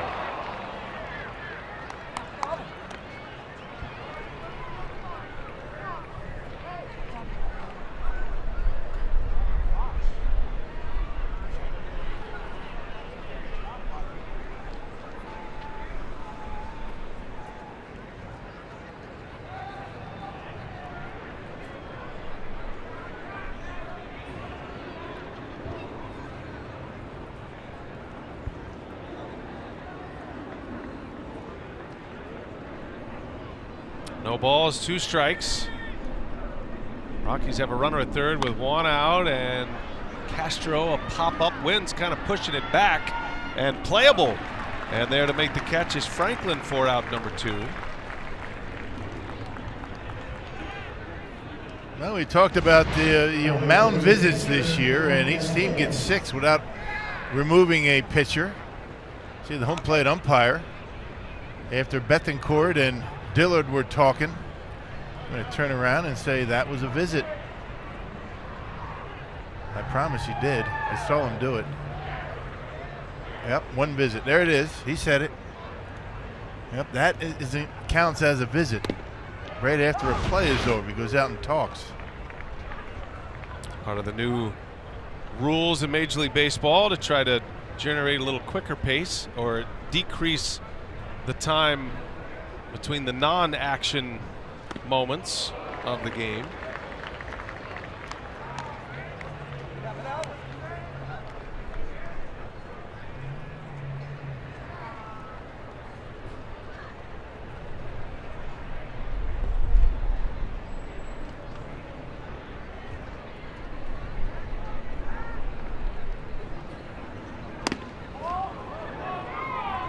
John Vasquez batting for the first time. Came in the game behind the plate last inning.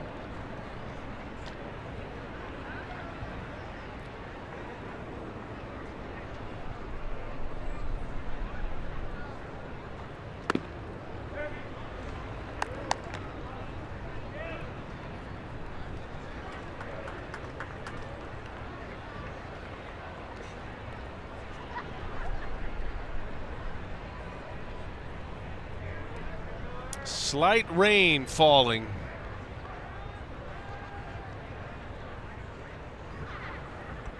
Dillard with 2 away, the 2-2. Just got a piece, fouls it away.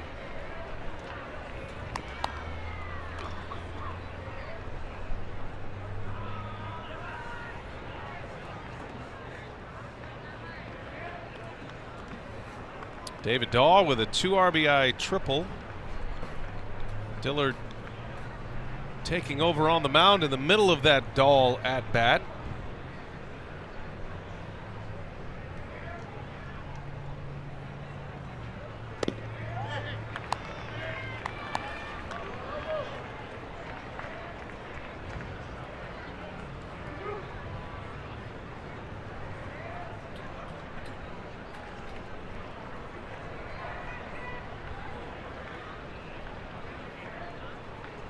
Full count.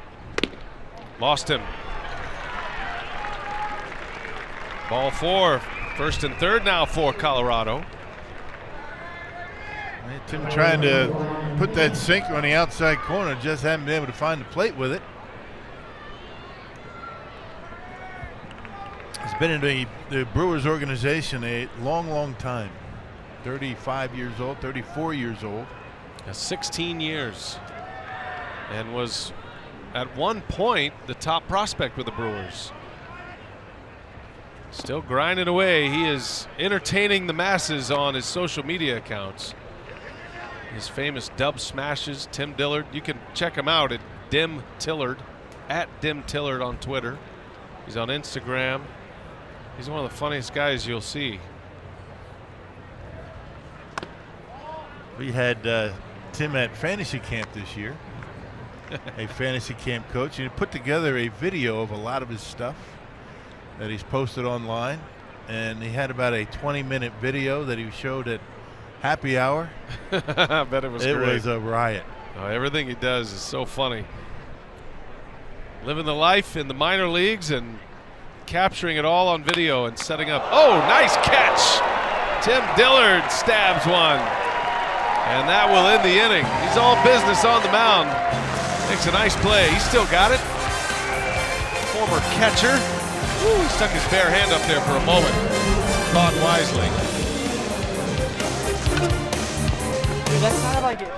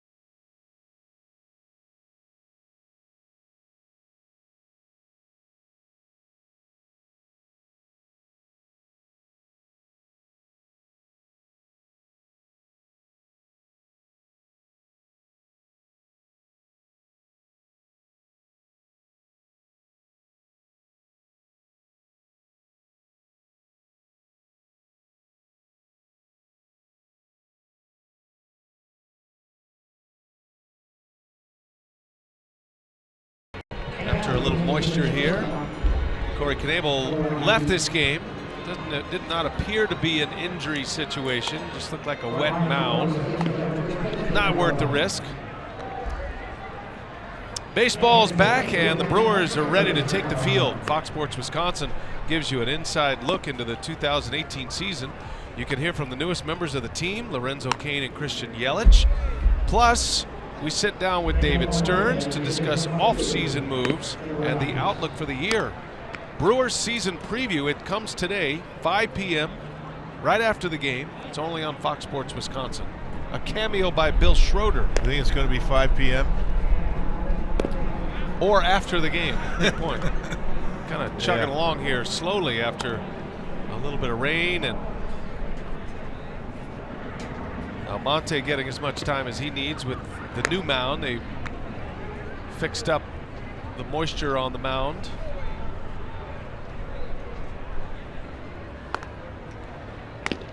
So starting Sunday, right? It's going to be 2 hours difference between here and Milwaukee. That is correct. 1 hour. That'd be tomorrow. Right now, right. Tomorrow. That's right. Yeah, tomorrow. Right. All the days kind of blend together. All the days that end in Y.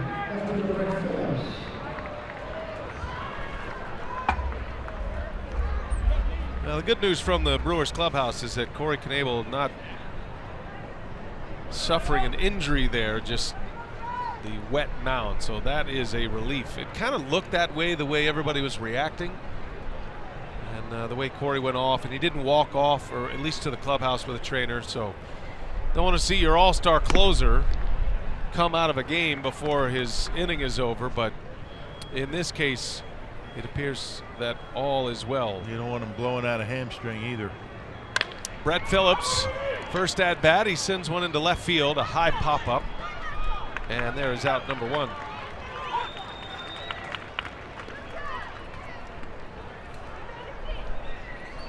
Not sure what that says for Tim Dillard, but Corey Knebel leaves and Dillard says, I'll throw. And he got through the inning, which is all you're trying to do. And Tim Dillard would take that opportunity gladly. Anytime. He'd probably finish this game if you'd let him.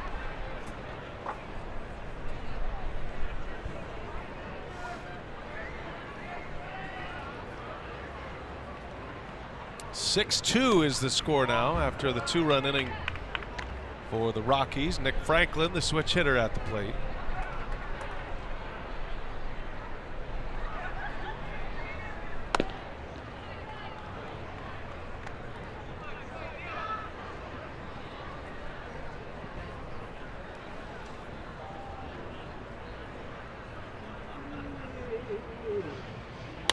Franklin in the air, right center. That ball's hit pretty well.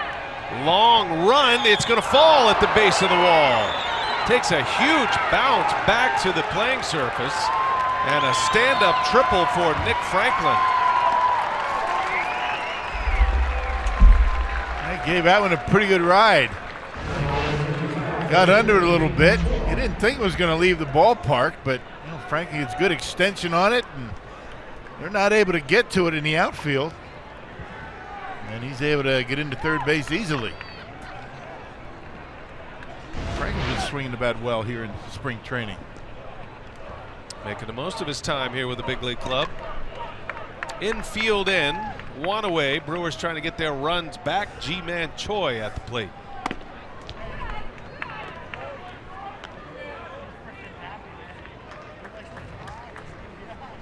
Franklin 8 for 23 so far. Not bad.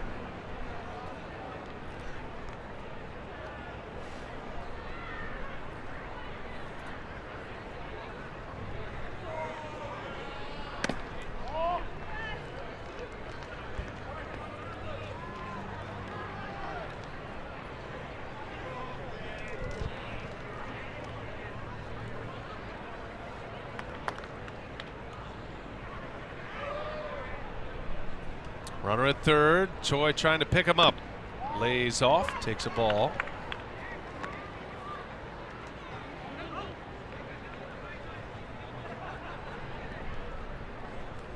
Rockies have completed their line change on the field. All the starters are out at this point. Choi swinging 3-0. Take that green light.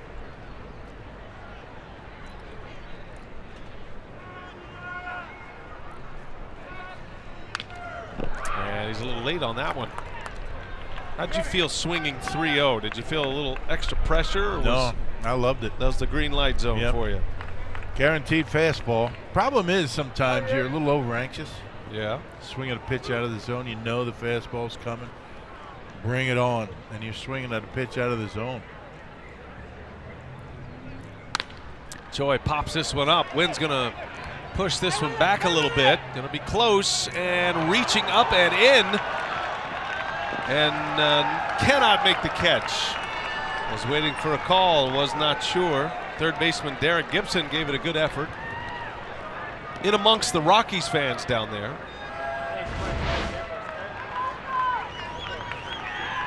And that wind pushing that baseball toward fair territory or foul ground. That's a nice catch by the young lady, though. Well done down there. You're entitled to it when it's in the stands, for sure. Now, if you're a Brewer fan and a Brewer third baseman comes over there like that, maybe you just step back a little bit. He'll catch it, then he'll give you the ball. How about that? Then we don't have a Bartman situation. You willing to take that risk? I catch it. Spring training. That is another amendment I'd like to make. Spring training, you go for everything. Regular season, when it matters. That's hard, though. Finally get a ball to come at you, it's too much to ask. You're going after it. She made a nice catch. Don't feel bad. No, don't feel bad at all. That was a good catch. You're fine. Choi, deep into right field. Did he get it? Long run of Brayu. He's at the wall, and he makes the catch. This is going to be plenty deep to score the run, though. Franklin is in.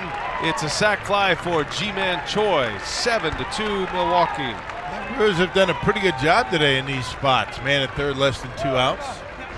The second sacrifice fly today. And Choi just a little bit off the end, keeps it in the ballpark. Gave it a pretty good ride, and another run from Milwaukee, 7-2.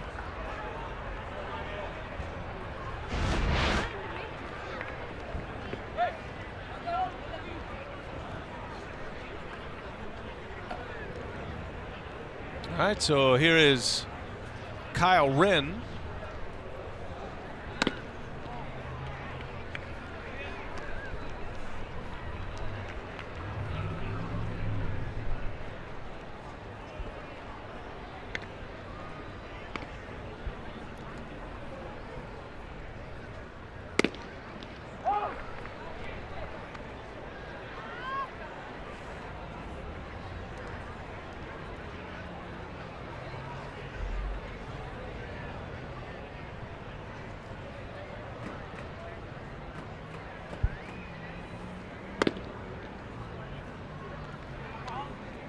Second inning of work here for Yency Almonte, prized prospect in the Rockies system. Trying to build as a starter, and the 2-1 is swung on a miss. Man, he has got a lot of life on his fastball. Yes, he does. He's got a good changeup. 4 good pitches.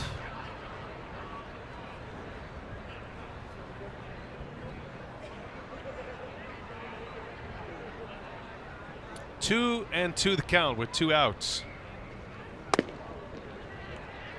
Almonte with 33 pitches. Nobody in that Rockies bullpen, so they are obviously counting on him pitching extended in this game. Maybe 3 innings, or hoping to get 3 innings out of him. A little half swing roller. That's a wet baseball. Gibson can't make the play. Wren beats it down the line. Never felt like he got a good grip on that ball. And Wren legs one out for an infield hit. Yeah, you really got to be careful. I mean, you see guys really take their time with the grip of the baseball when it's wet. And Wren able to get down that line in good shape.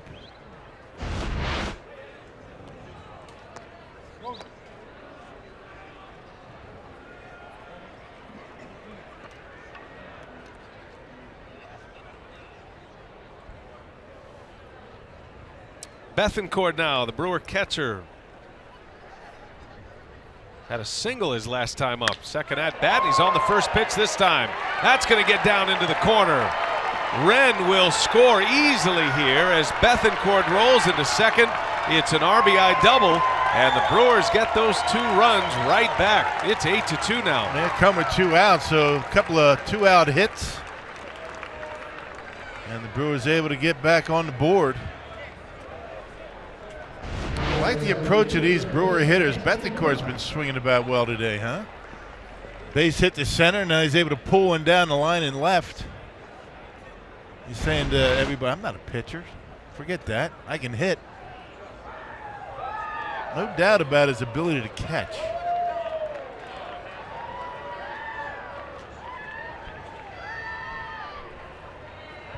A quick visit to the mound by Darren Holmes. Settle the youngster down. Hey, a reminder on FoxSportsWisconsin.com right now. You can check highlights from games yesterday and today. Stephen Vogt, Travis Shaw are featured in our top tweets this week. And free agency in the NFL is up for discussion as well. And see what's going on around the Packers. All on FoxSportsWisconsin.com. Keston Hiura at the plate. Every time this guy comes to the plate, it's an interesting study. Coming out of the draft last year, was the Brewers' first-round draft pick last season. And he entered into the pro game, and all he did was hit right away. Ended up in single A in Wisconsin. He's slated to start the year in high A with the Carolina Mudcats, but the way he swings the bat, he might be a fast mover in the organization. He always seems to be on balance. Doesn't get fooled a whole lot. Got a quick bat, has a little bit of a slight uppercut, that launch angle. Keston plays college ball at UC Irvine. 9th overall pick last year. He's only 21. He'll turn 22 this season in August. And so the idea, I think, talking to the Brewers front office, is that as he swings and misses and strikes out, is that they'll start him in A ball and watch his progress as he plays second base. Into the inning, Brewers get a pair, and they lead 8-2. It's the end of 7 in Maryvale.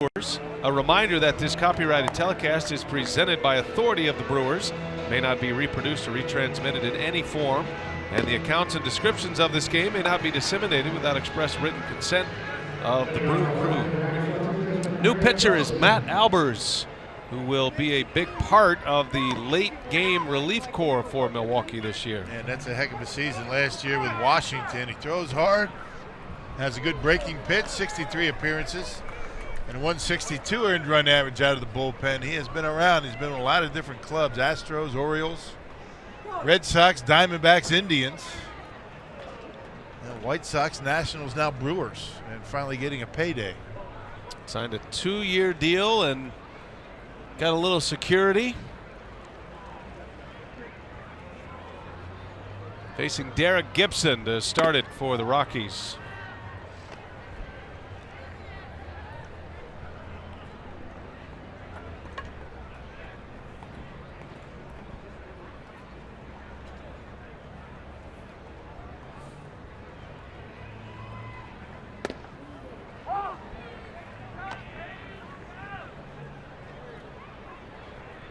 Matt Albers, been a wild ride his career.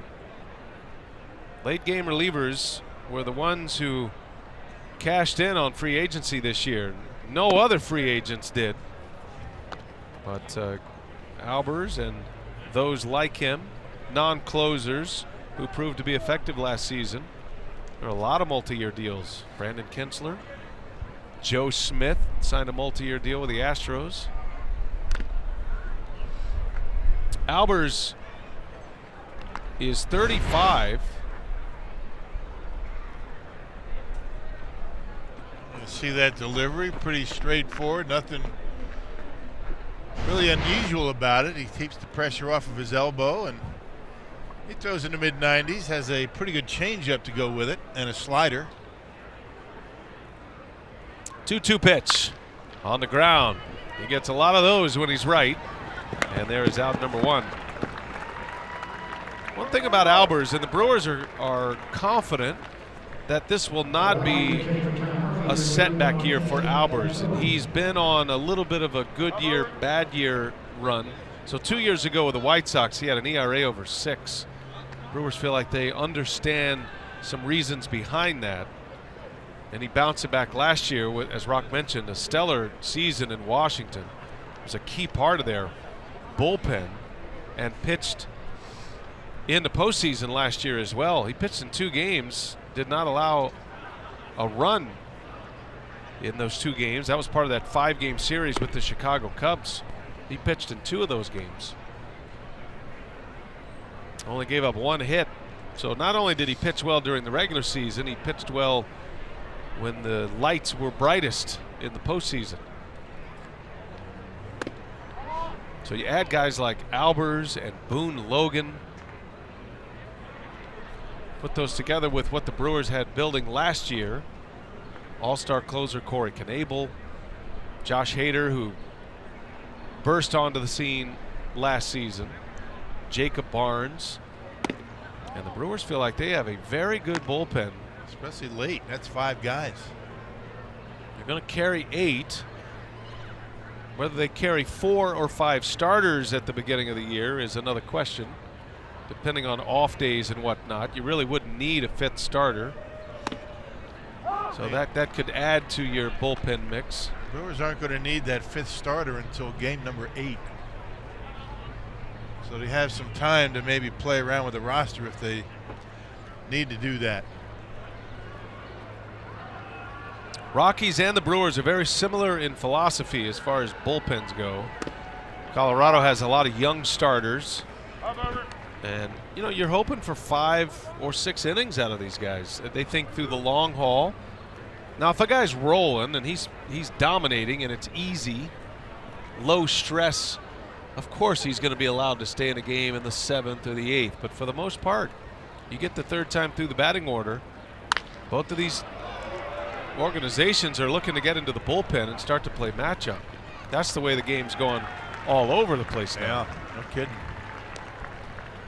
It does still feel like the teams that has that starter or 2 that can go deep in games, can give you 7 or 8, sometimes a complete game, which I know is rare these days, but having that one guy that has that ability, if you go around the season through the rotation every 5 days, right, it does help. It makes a huge difference when you have that horse who can get deep.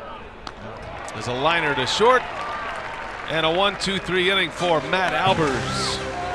Bottom of the 8th, coming your way. Brewers have a lead. Maybe their last at-bat of the day. It's 8-2.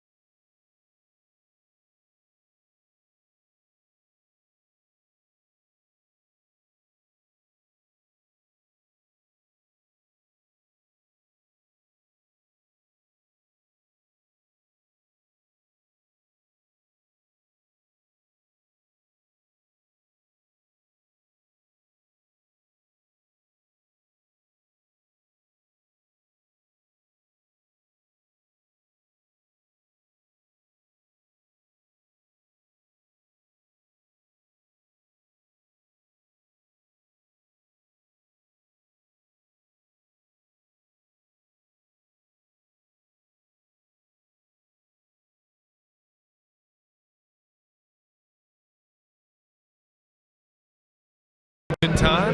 Had a good crowd today, over 7,000 in the ballpark.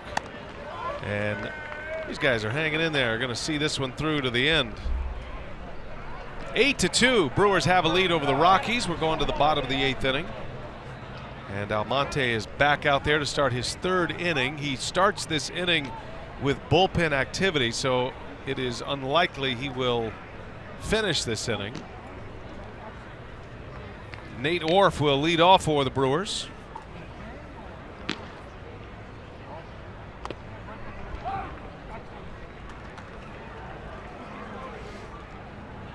Nate Orff getting a lot of at-bats on the big league field this spring already. He's got 23 at-bats already. Right. He's been hitting too. Well, he plays every day. I mean, you know, the regular guys don't play every day. They'll play a game or two and take a day off. Not only does Orff have 7 hits, he's walked 6 times. He's got 29 plate appearances at this point. On the 10th of March. Yeah. He's loving every minute of it too. Minor league season doesn't start till what, April 5th? Right, and they start games. Minor league players have reported to camp. They don't start games until next week, so man, Nate Orff's going to hit that minor league campaign running. He's going to have 150 at bats. It's going to be gassed. There you see the bullpen activity of the Colorado Rockies as Jerry loose. He'll be in shortly. 44 now.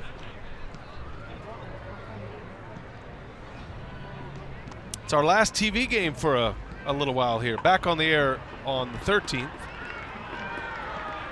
Now, is that a game that you're broadcasting on the 13th? Yeah, that's Matt LePay and myself. Okay, against the Texas Rangers. Right. I wasn't sure if it's one of those shared games or not, but there's Orff into center field. Hit well.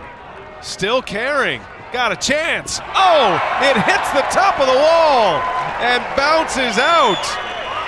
Nate Orff, dead central, leaves the yard.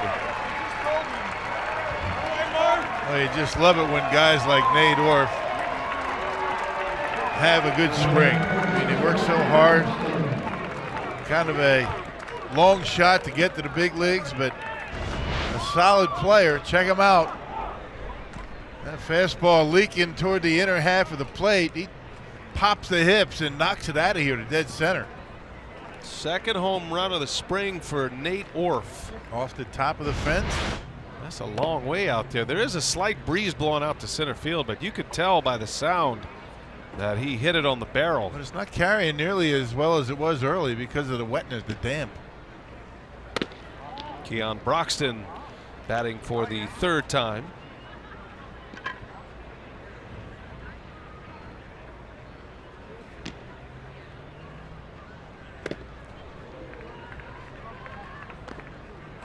Shutout yesterday. The Brewers brought out the whooping sticks today. 9 runs on 13 hits at this point as we play in the 8th inning. That ought to be enough, you'd hope.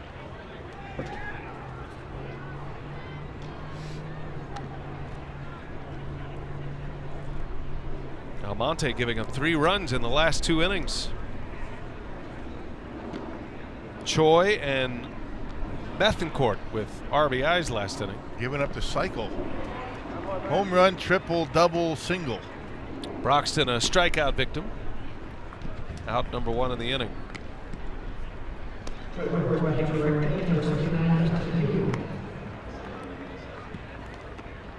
Justin Houle at the plate for the Brewers now. His first at bat.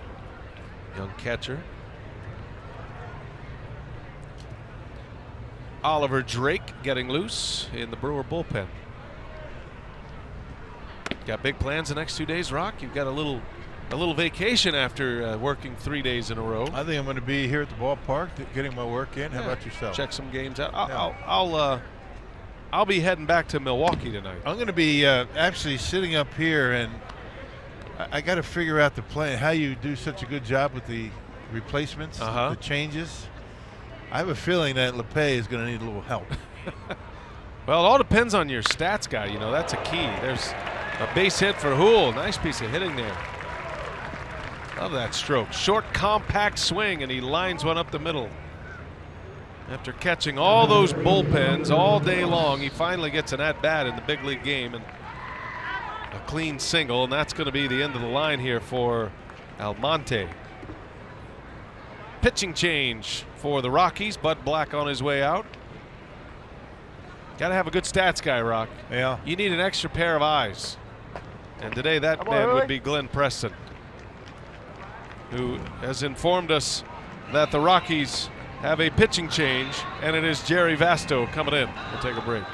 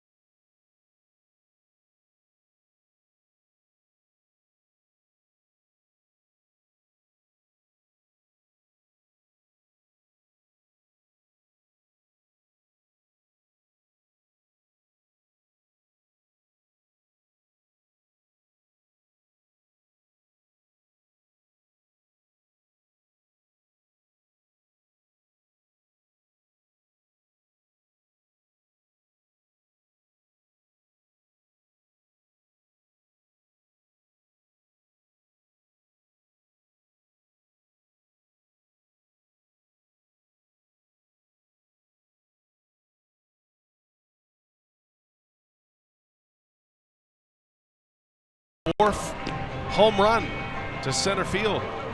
Brewers got home runs today from Orf and Santana, both of them to center. Jerry Vasto pitched in Albuquerque last year in AAA in the Pacific Coast League. Will take over this bottom of the 8th. Brett Phillips at the plate. Vasto inheriting a base runner from Yancy Almonte. Couldn't quite get through 3 innings today, Almonte.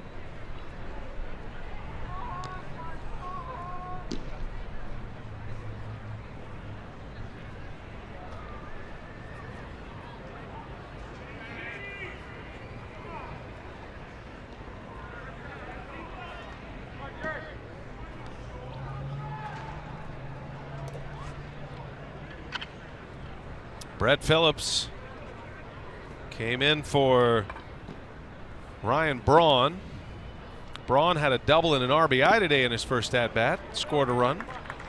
Was 1 for 3. Played left field today. Phillips' second plate appearance. Bunch of hits out there for the Brewers. 14 of them.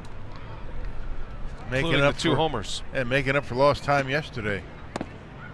Couldn't get a whole lot going yesterday against Oakland.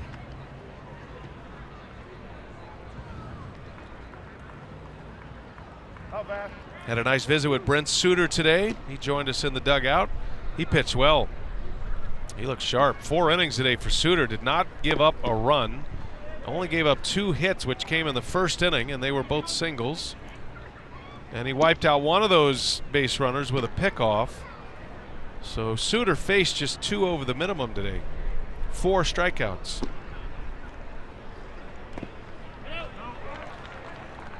Working quick, throwing strikes. I love the way he goes about his business. He walked 1. Brewers are going to have some competition for the 4th and 5th spot in the rotation.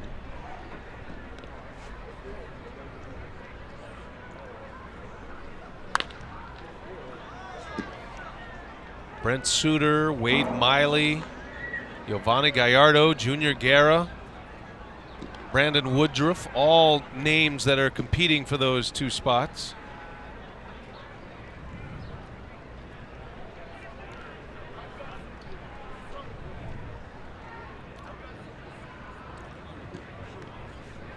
Another 3-2 for Phillips. Runner at first. In the air to left field. Going back on it is Carrizales. And there is the second out.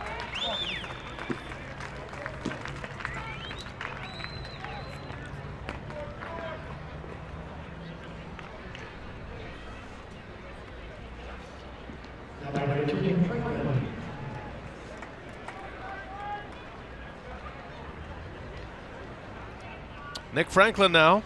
Switch hitter will turn around, hit right-handed.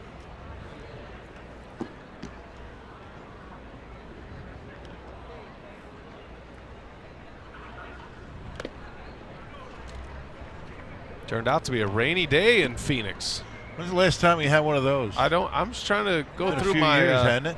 My mind here. I remember 1 or 2, but it's been a while since we've had anything like this. Franklin, little flare. That's going to fall. A base hit. So Nick Franklin, couple of late hits. Game replacement, 2 for 2 with a triple and a single. Keeps on hitting. Poole goes all the way to third base. Now we are told by our producer Marty Tarr that he reminds us anyway that it rained during the first game that we did last year on television. But they played. I don't remember that. Do you remember that? I don't remember sort that. of. No, you don't. Probably. Now it's coming back to me. Now that he said that. I'm not even sure he's right, but he could be making it up. Most of the stuff he tells us is made up. Producer and director Marty Tarr. He's like an octopus in there. He's doing it all.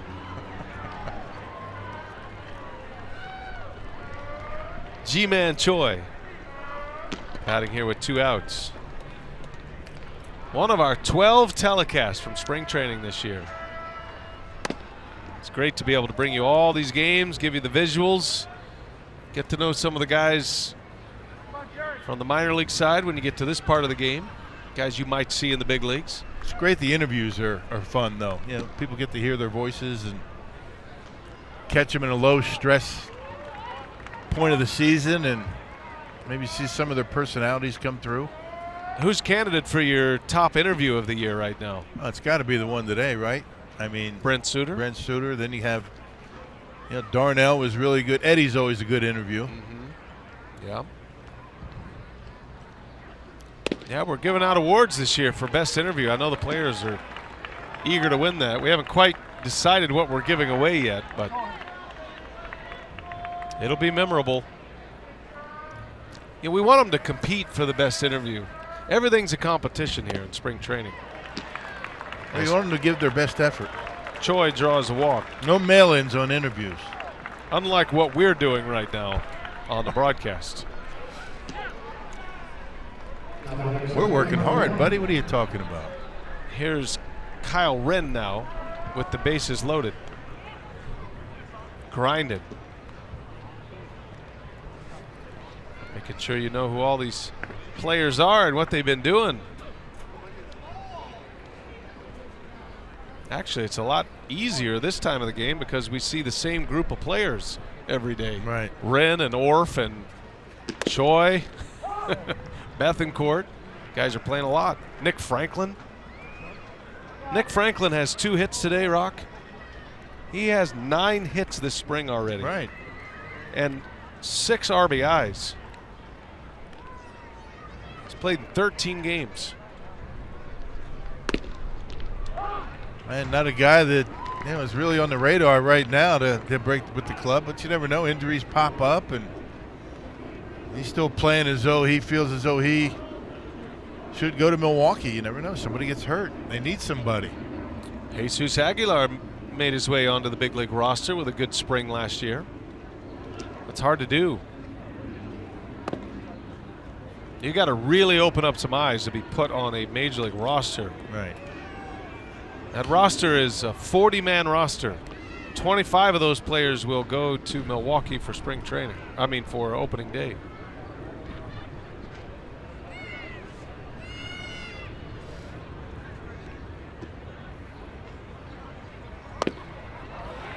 Just about every year, somebody on just about every team makes it as a non-roster invite. They have to shuffle the 40-man roster. They can do that. Always a surprise in every camp.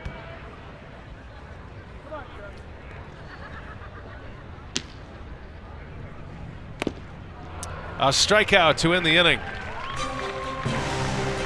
Well, last call for the Rockies.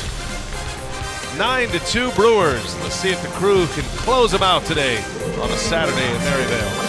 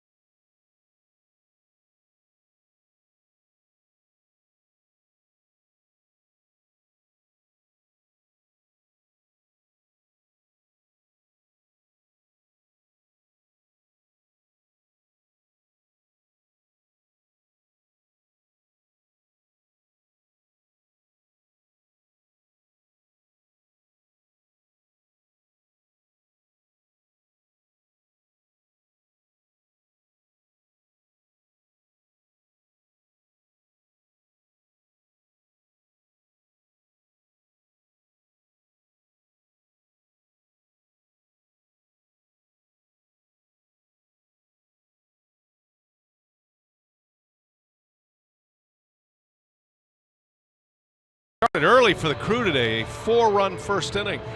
They've kept the pressure on. Looking for their 9th spring training win. New pitcher Rockies, Oliver Drake.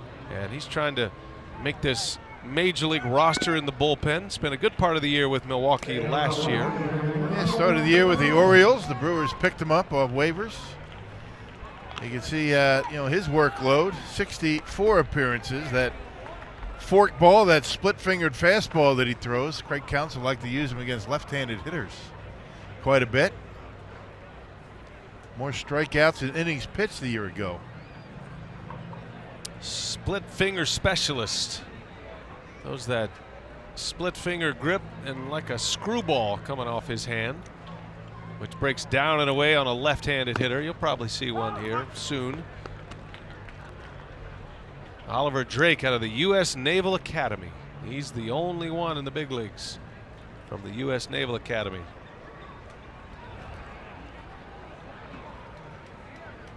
Omar Carrizales at the plate. Brewers got a little bit of a scare with Corey Knebel leaving the game mid-inning with a couple of men on base, but that was simply due to a wet mound. Didn't want to take a chance at an injury. No injury reason for Knebel leaving. There's that splitter. That thing just dies, disappears at the plate. Looked like that one might have gone down and in on the lefty. He has a couple of different ones that he throws. He says that he can determine which way it's going to break. It would be nice if he tells his catcher. Yeah, that would help. Rides that high fastball. So then you start putting those two pitches together, right? The high fastball and the splitter that he throws. And that's what could make him effective. Comes out of the same arm slot, same angle. He always loads up the grip with that splitter grip. Doesn't mean he always throws the splitter. There's one. A little rollover foul. But if you hold the fastball grip, hitters might be able to pick up you digging in that glove for that splitter grip. A little easier just to put the two fingers together. Not as easy to see.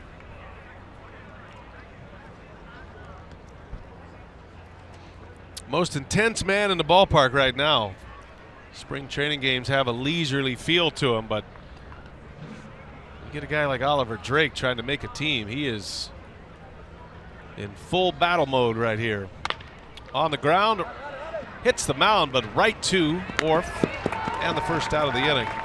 Carrizales is retired on a 6-3 putout.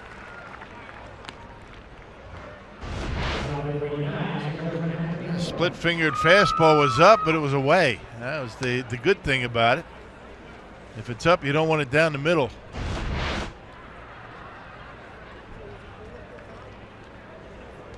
One away. Here comes Anthony Phillips.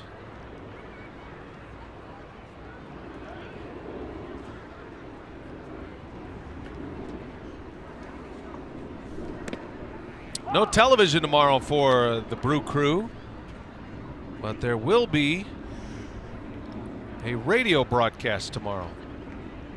Brewers are going to play the Indians in Goodyear. Indians share that spring training facility with the Reds. I was out there last night when hung out with my older brother, who's a scout.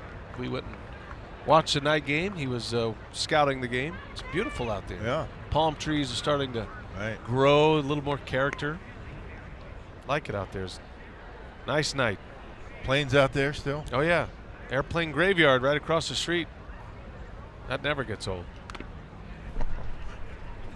So, yeah, Bob Uecker. Well, I shouldn't say that. Don't know if Euchre's on that trip, but Jeff Levering will be there. And the Brewers will be on the radio tomorrow. Levering and Lane Grindle. And remember, daylight savings time, so that game will start at 3 p.m. Central Standard Time. It's going to be, it's going to be Jeff Levering and Lane Grindle tomorrow on the radio. And then on the 12th, on Monday, it's going to be a webcast in Glendale. Jeff Levering and Matt LePay is going to get his first appearance in spring. Jeff looks very intense right now. He's preparing for his leading man role tomorrow on the radio broadcast, I think. His ground ball is going to find a hole, a base hit. And Phillips is aboard with a single. There's only one TV game all of next week, but we have 3 the following week. All right. So you're saying Matt LePay is going to make his webcast debut on Monday in Glendale against the Dodgers. Okay.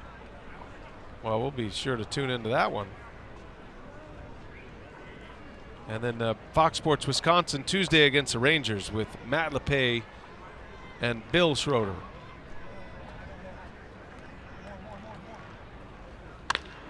Little jam shot. Dahl out to Orf. Double play, and that's how the game ends. And the Brewers win. They beat the Colorado Rockies.